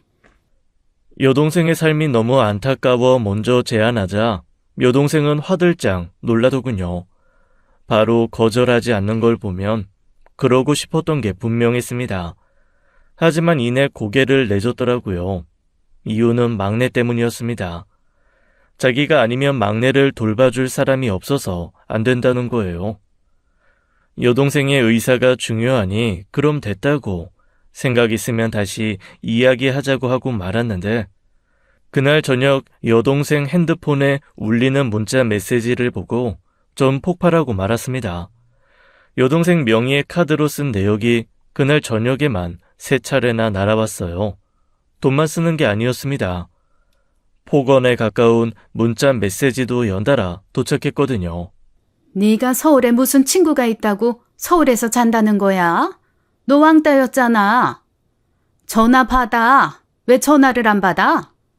몸이라도 팔러 갔으면 비싸게나 팔고 와라. 다음 달 승철이 생일이니까. 특히 마지막 문자에 경악을 금치 못했어요. 세상에 어떤 엄마가 아무리 양어머니라 해도 그렇지 딸한테 그런 소리를 하나요. 여동생이 씻으러 간 사이 울린 문자 메시지를 본 것이었는데 대놓고 물으면 난처해 할까봐 바로 묻지도 못했습니다. 그런데 도저히 잠이 오지 않는 거예요. 세상에 그동안 어떤 대접을 받고 살았으면 그런 문자를 확인하고도 저렇게 태어날 수 있나 싶었거든요. 아, 안 되겠다, 세연아. 너 그러지 말고 집에 가지 마.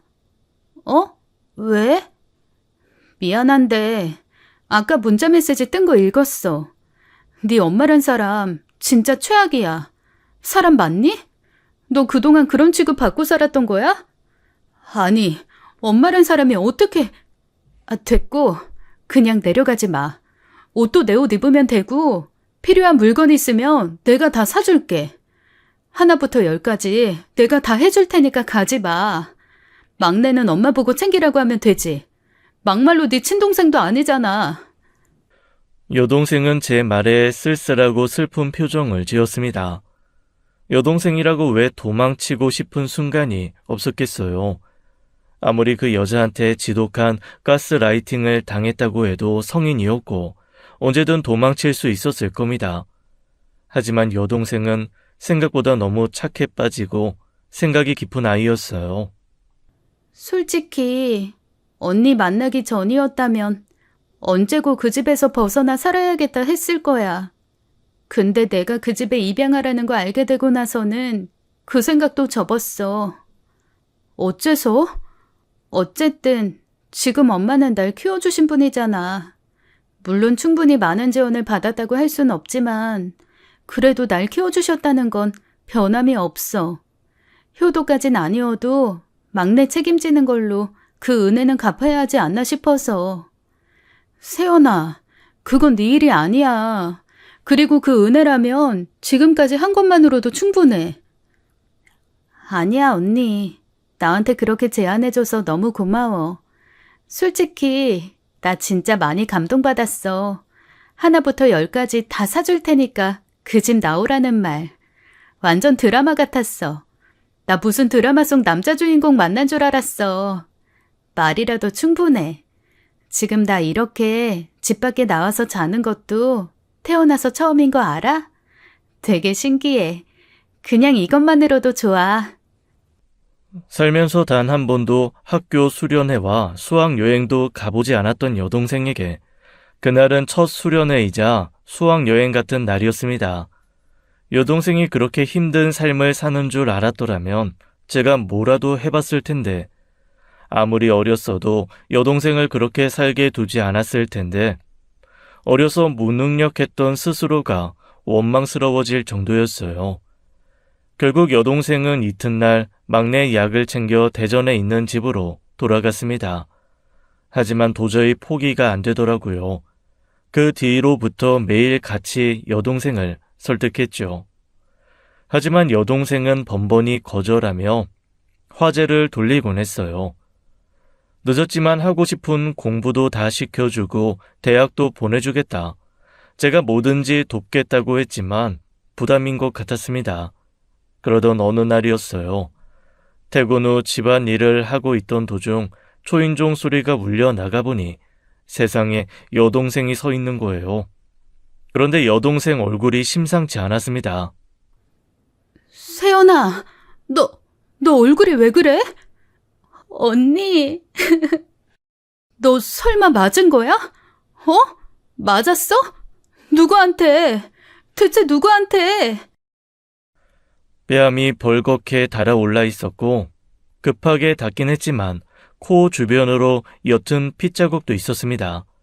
엉망이 된 머리카락을 어설프게 묶은 것 하며 맞은 게 분명했죠. 여동생은 들어와 한참 울다가 겨우 진정한 뒤 양 엄마한테 맞았다고 털어놓았어요. 그리고 그게 그날이 처음이 아니라는 말도 어렵게 고백했죠. 알고 보니 등과 옆구리, 허벅지에도 멍자국이 있었는데 자기 기분을 나쁘게 할 때마다 뭔가 날아왔다고 해요. 어느 날은 리모컨, 어느 날은 컵, 또 어느 날은 숟가락, 잡히는 대로 던진 거예요. 뭐? 그 여자 진짜 미친 거 아니야? 왜 때린 건데? 네가 뭘 잘못했다고? 독립해서 친구랑 살면서 돈 좀 모으고 싶다고 했더니 그렇게 됐어. 뭐? 고작 그런 이유로 뺨 때리고 머리카락을 쥐어 뜯었단 말이야? 이기적인 년이라고 혼자 나가서 잘 살 생각하는 걸 보니 굴러 먹었다고. 내가 나가면 미정이는 어떻게 하고 식당은 어떻게 운영할 거냐고. 그럼 뭐 언제까지 네가 자기 딸을 책임져줘야 하는 건데? 평생 그 식당에서 썩어 빠지라는 거야 뭐야? 기가 막혀서 진짜. 너는 그걸 또 맡고 있어? 등신이야? 천치야? 그건 착한 게 아니라 멍청한 거야. 미안해. 정말 가슴이 미어지다 못해 억장이 무너질 것 같았습니다.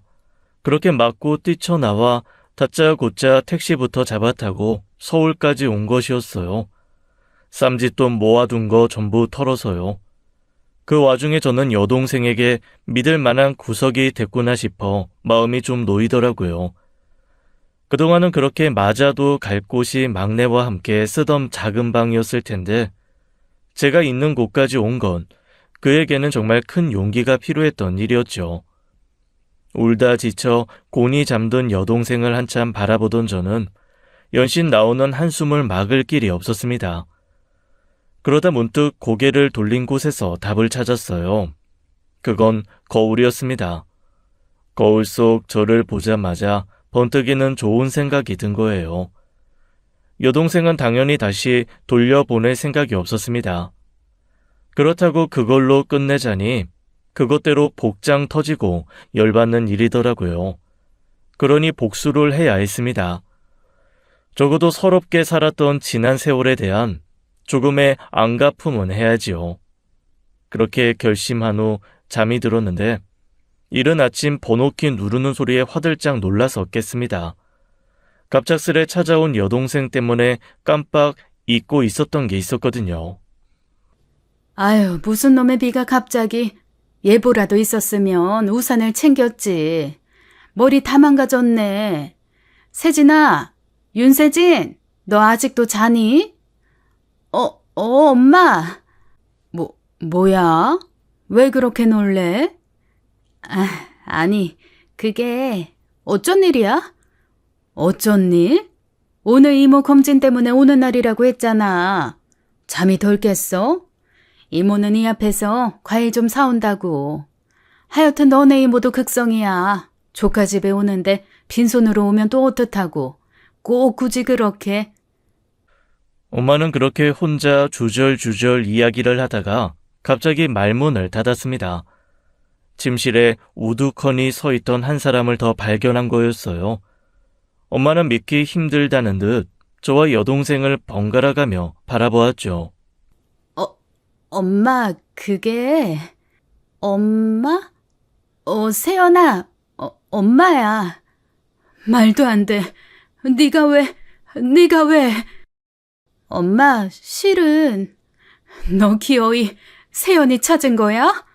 엄마가 찾지 말라고 했잖아. 그냥 묻어두고 살자고 했잖아. 엄마, 세연이 들어. 애 앞에서 그게 무슨 말이야. 세연이가 그동안 어떻게 살았는지 알아? 학대받고 살았어.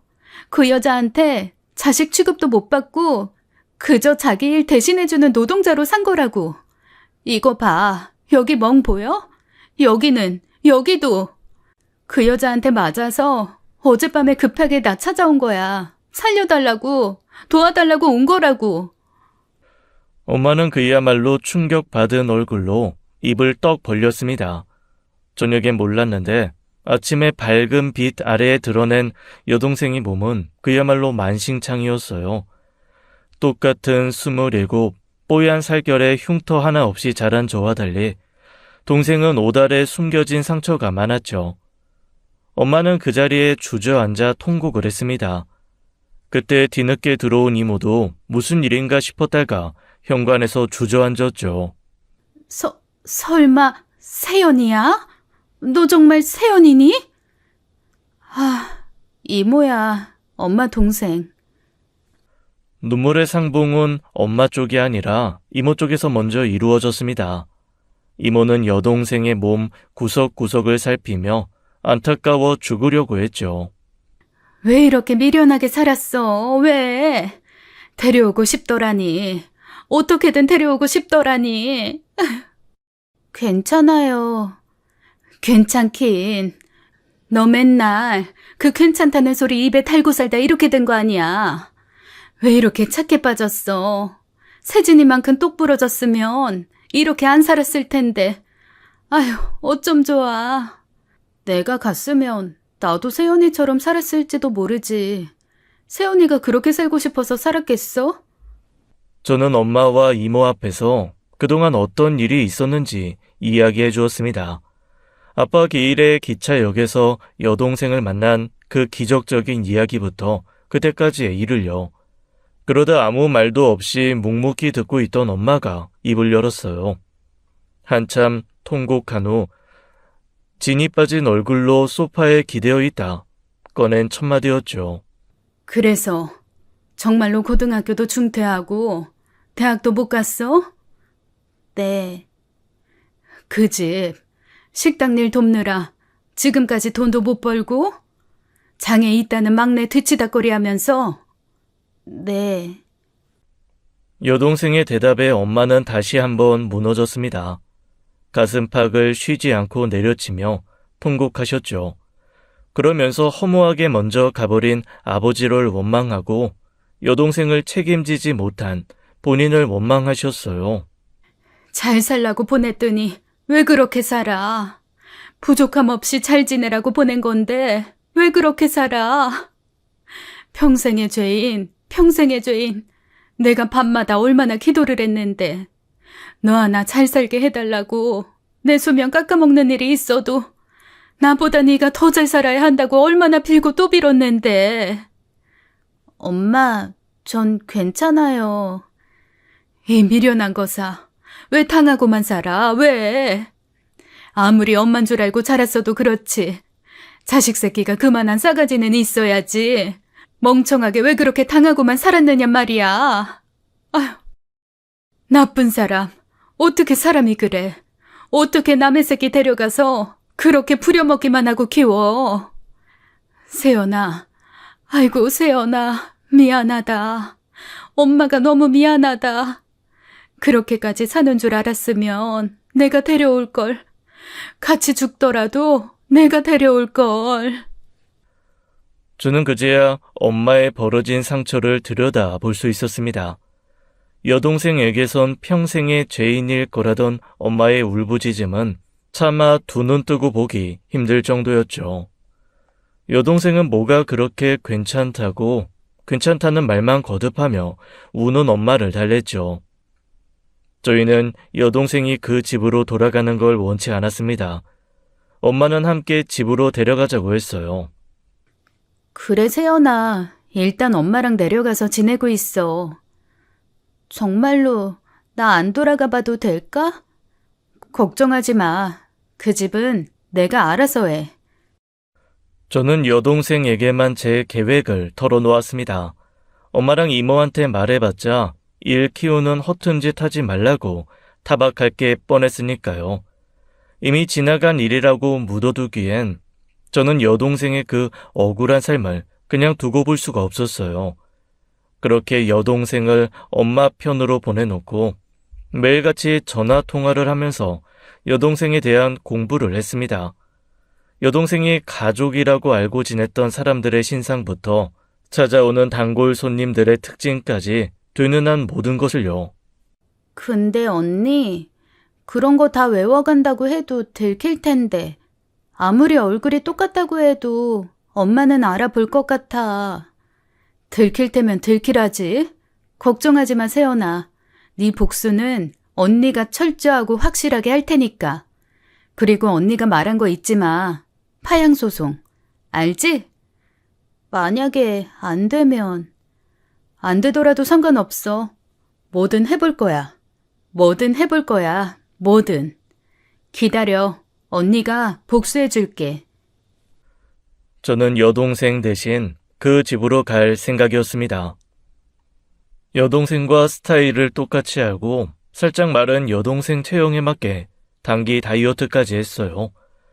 회사에는 1년치 연차를 모두 써낸 뒤 그야말로 만반의 준비를 다 끝냈죠. 그렇게 오래 걸릴 일도 아니었습니다. 어차피 언제고 걸릴 일이라고 생각했으니까요.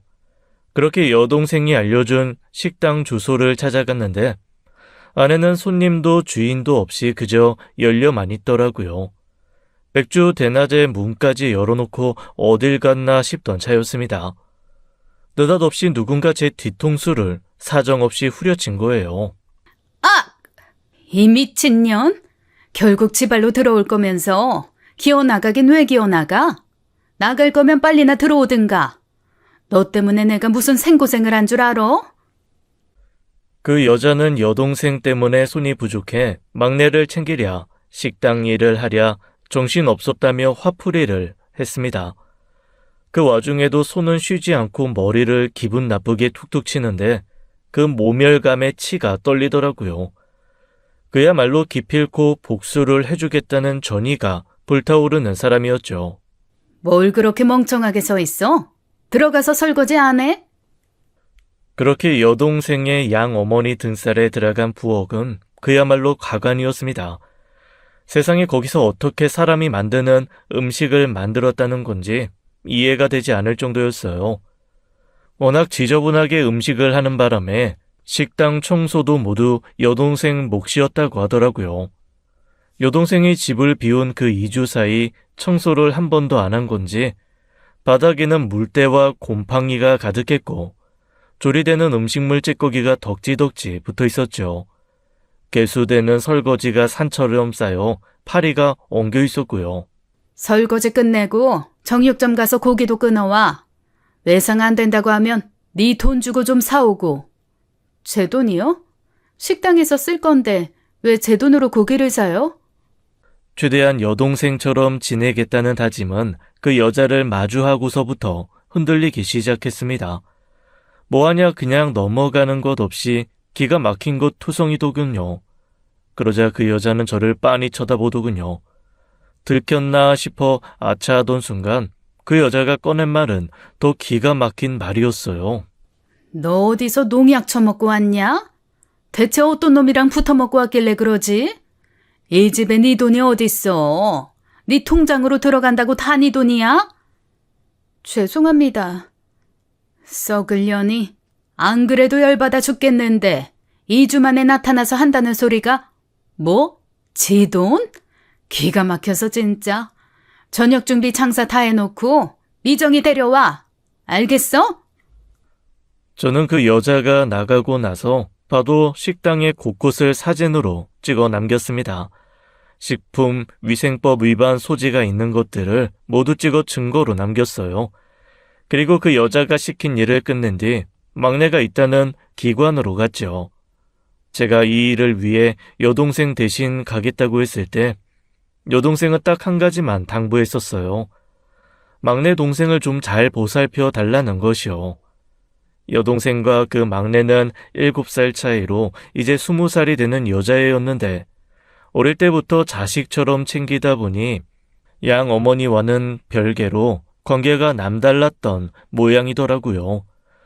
처음에는 그 관계성이 와닿지 않았는데 그 여자아이를 만나고 나서야 여동생이 하는 말을 제대로 알았습니다. 저를 보자마자 아이처럼 통곡하면서 우는 걸 보면서 여동생을 많이 기다렸구나 싶었거든요. 문제는 그 애가 저를 너무 뚫어지게 쳐다본다는 것이었어요. 미정아, 잘 지냈어? 언니 보고 싶었어? 언니 어디 갔어? 언니 일이 있어서 갔다가 온 거야. 언니 어디 갔어? 그런데 눈썰미가 대단한 게 어쩐지 제가 여동생이 아니라는 걸 눈치챈 것 같기도 했습니다. 저를 이리저리 뚫어지게 쳐다보는데 이러다 생각보다 너무 빨리 들키겠다 싶더라고요. 그래서 저도 모르게 검지에 손을 세우며 쉿 했지요. 발달 장애인인 그 아이가 뭘 이해한 건지는 모르겠지만 그 말에 고개를 끄덕여 일단 한 고비를 넘긴 겁니다.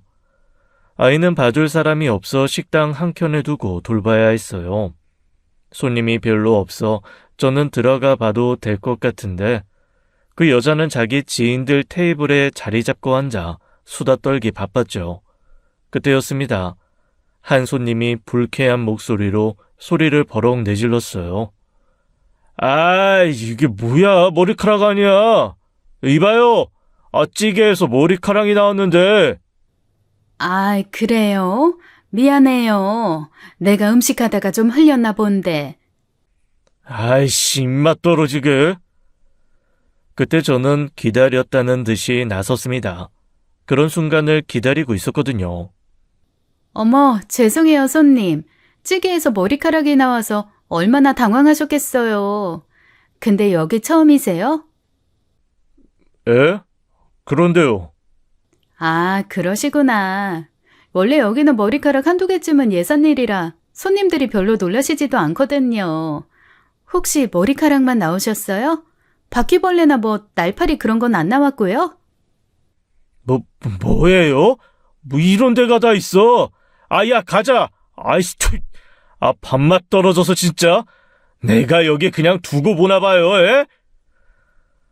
손님이 도끼 눈을 부릅뜨며 경고를 하고 나가는 사이에 그 여자는 사색이 된 얼굴로 절 쳐다보았습니다. 그야말로 저게 더위를 먹었나 아니면 미쳤나 싶은 얼굴로 쳐다보고 있었어요. 전 아무렇지 않게 막내가 있는 테이블로 왔죠. 그랬더니 어김없이 그 여자의 두꺼비 같은 손바닥이 날아오더군요. 야, 너 미쳤냐? 완전 정신이 나갔구만. 뭐? 머리카락 한두 개쯤은 예산일? 바퀴벌레나 날파리는 없어? 야, 너 똑바로 얘기해. 아주 작정하고 온 거지, 너? 어디 한번 망해봐라 그러고 왔어? 제가 틀린 말 했어요? 하루가 멀다 하고 머리카락 나온 것도 맞고 한 번씩 바퀴벌레 나온 적도 있잖아요. 손님 건강 위해서 여쭤본 것뿐인데 그게 잘못된 거예요? 그러자 그 여자는 제 뺨을 후려쳤습니다. 고막이 찢어졌나 싶게 아릿한 통증에 얼얼하더라고요. 저는 그 자리에서 경찰서에 신고했어요. 그러자 그 여자는 기가 막히다는 듯 입을 떡 벌리는 거예요. 너 지금 나 신고한 거야? 이게 미쳤네, 진짜. 하, 영택 엄마, 봤지? 전현이 지금 나 신고한 거 봤지? 봤지. 근데 승철 엄마가 때렸잖아. 아유, 왜 그랬어? 말로 하지. 인연이 내 가게 말아먹을 작정인 것 같은데? 그럼 두고 봐. 그래, 어디 너 죽고 나 죽고 보자. 미친년이. 여자는 제 머리를 휘어잡고 흔들기 시작했습니다. 정말이지 머리털이 다 뽑혀 나가는 줄 알았어요. 주변 지인들이 모두 달려들어 괴물 같은 그 여자를 떼어놓으려 안간힘이었지요. 경찰이 오고 나서도 한참 후에야 저와 그 여자를 떨어뜨려 놓을 수 있었습니다. 경찰은 저희가 모녀 관계라는 것을 알고 피곤하다는 듯 그 자리에서 해결하려고 하더라고요. 근데요, 이거 한두 번이 아닌데 그냥 넘어가는 게 맞아요? 엄마면 자식을 그렇게 사정없이 때려도 되는 거예요? 상습적인 폭행이 있었다는 겁니까? 서로 이동해 조사받기를 원하세요? 네, 이참에 그냥 지금까지 맞은 거 다 털어놓고 해보려고요. 너 미쳤구나 아주. 상습 폭행? 이게 말이면 단줄 아나? 이봐요 경찰관님. 얘가 내 말을 안 들어서 손찌검을 좀 한 것뿐입니다. 애미가 자식한테 그 정도도 못해요? 아무리 가족 관계라도 폭행은 엄연히 안 되는 거예요. 따님은 상습 폭행을 주장하시는데 증거 있으면 실형까지도 가능한 사안이고요. 아무리 화가 나도 그렇지 참으셨어야죠. 뭐요? 실형? 내가 얘 좀 때렸다고 깜빵에 가야 된다 이 말이에요? 어이가 없네 진짜. 대한민국 법이 왜 이래? 서로 이동하실까요? 네, 정식적인 고소 절차를 좀 밟아보고 싶네요. 잠깐만. 그때였습니다. 제가 그 여자를 고소하기 위해 서로 이동하려고 하던 순간 여자가 갑자기 가까이 다가와 제 얼굴을 살피더라고요. 그러면서 이곳저곳 수상하다는 듯 살피더니 그러는 겁니다. 가만히 있어봐. 너 세연이 아닌데? 무슨 말씀이세요? 그래, 너 눈빛. 저 눈빛이랑 표정부터가 좀 낯설다 했어. 어디서 잘못 먹고 와서 저러나 싶었는데 김세연이가 저럴 리가 없지. 걔가 어떤 앤데. 경찰관님, 얘 내 딸 아니에요. 승철 엄마, 그게 무슨 말이야. 딱 봐도 세연이 맞는데. 내가 내 자식 얼굴도 못 알아볼 줄 알아? 얘 세연이 아니야. 야, 너 뭐야? 너 뭔데 세연이 흉내를 내고 있어? 잠깐만. 너 설마? 언니! 그때였습니다. 갑자기 막내가 여동생을 애타게 찾는 거예요. 큰일 났다 싶었던 순간 막내가 자리에서 벗어나 제게 달려와 안겼죠. 이거 봐. 미정이도 자기 언니 딱 알아보는데 왜 그래 정말? 그러자 여자는 당혹스러워했습니다. 그럴 리가 없다며 저를 더 샅샅이 살피며 증거를 찾으려고 하더라고요. 경찰관님, 빨리 서로 가시죠. 망상증 같은 것도 있는 것 같은데. 아니면 병원으로 모셔야 하나요? 일단 서로 이동하시죠. 그렇게 경찰서로 이동했고 저는 양모를 상대로 상습 폭행으로 고소했습니다. 그럴 수 있었던 이유는 여동생이 그동안 폭행 증거들이 확실했기 때문이었어요. 아, 그리고 부당이득 반환 소송 같은 것도 여기서 신청하고 싶은데요. 무슨 일 때문에 그러시죠? 어렸을 때부터 고등학교 중퇴까지 하고 바쁜 엄마 대신 아픈 여동생 돌본 거야 100번 양보해 그렇다 치지만 성인이 된 후 지금까지 본인 사업장에서 일을 시키고도 단 한 번도 임금을 준 적이 없거든요. 이 부분에 있어서도 지금 고소를 진행하고 싶은데요. 예? 아주머니, 그게 정말입니까?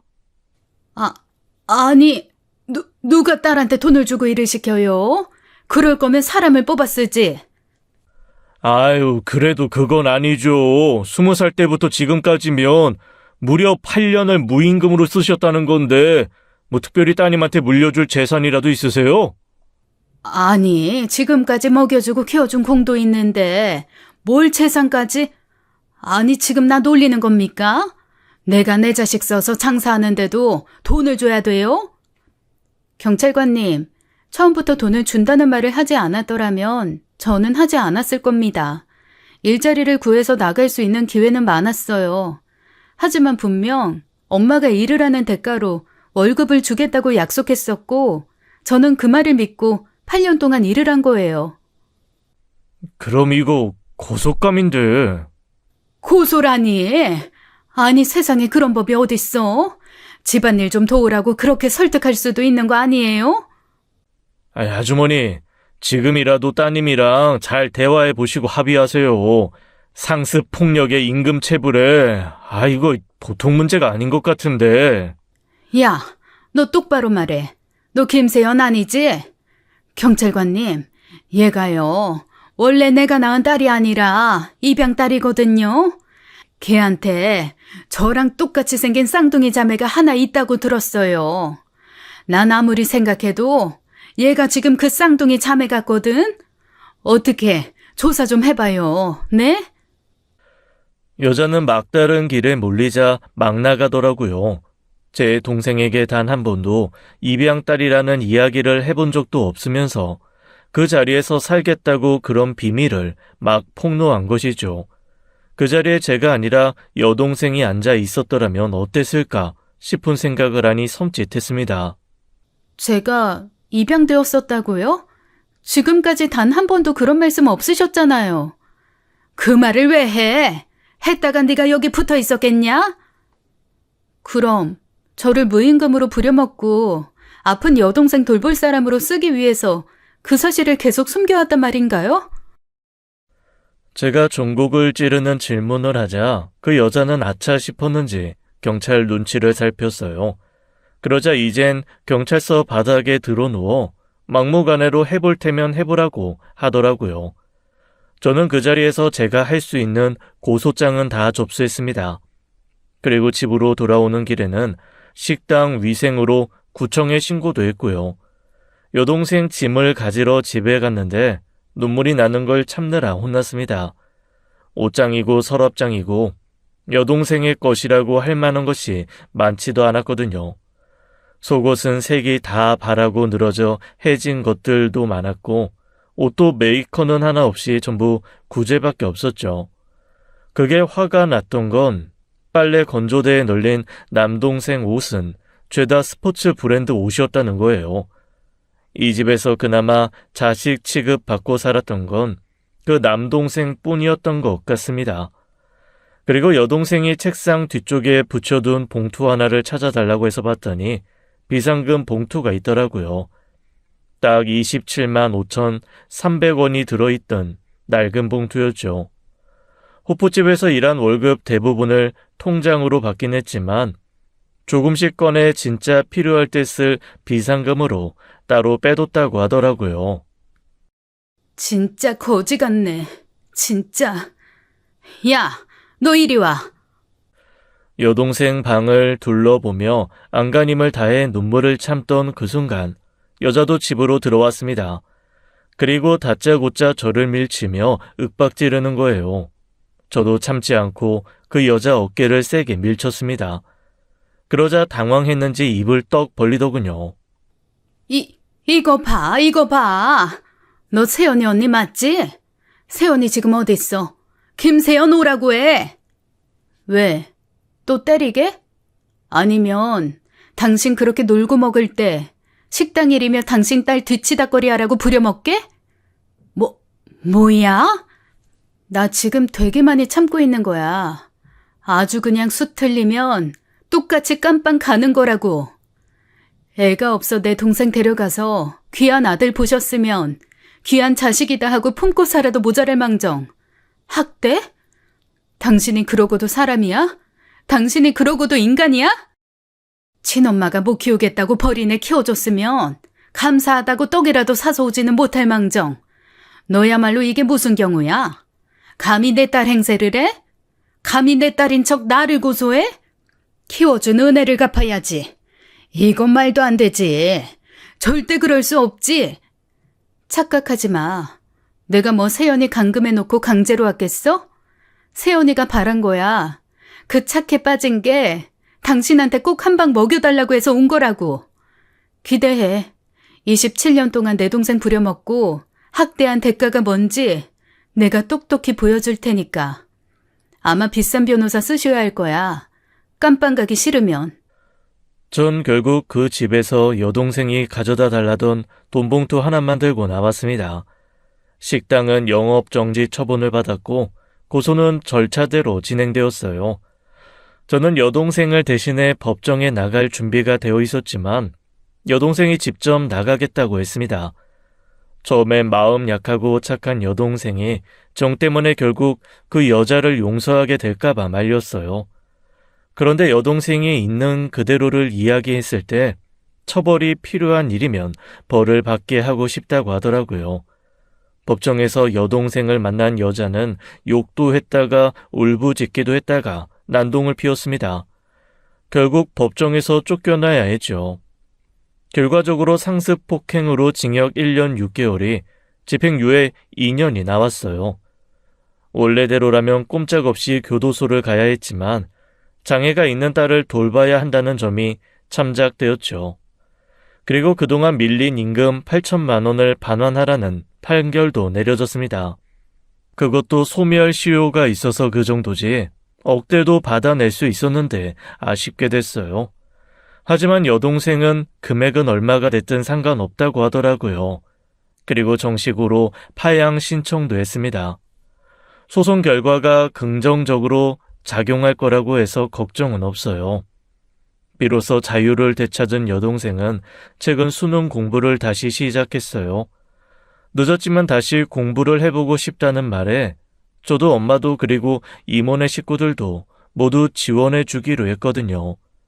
힘든 과거에 발목 잡히지 않고 앞으로는 살고 싶은 대로 살 수 있도록 아낌없이 밀어주기로 했습니다. 아픈 동생을 돌본 경험 때문인지 사회복지사가 되어 힘든 사람들을 돕고 싶다더라고요. 부디 여동생이 뒤늦게 꽃을 활짝 피울 수 있도록 응원해 주시면 감사하겠습니다. 지금까지 사연 읽어주는 남녀였습니다. 끝까지 함께해 주신 여러분 감사드리며 저희는 다음 사연으로 돌아올게요. 감사합니다.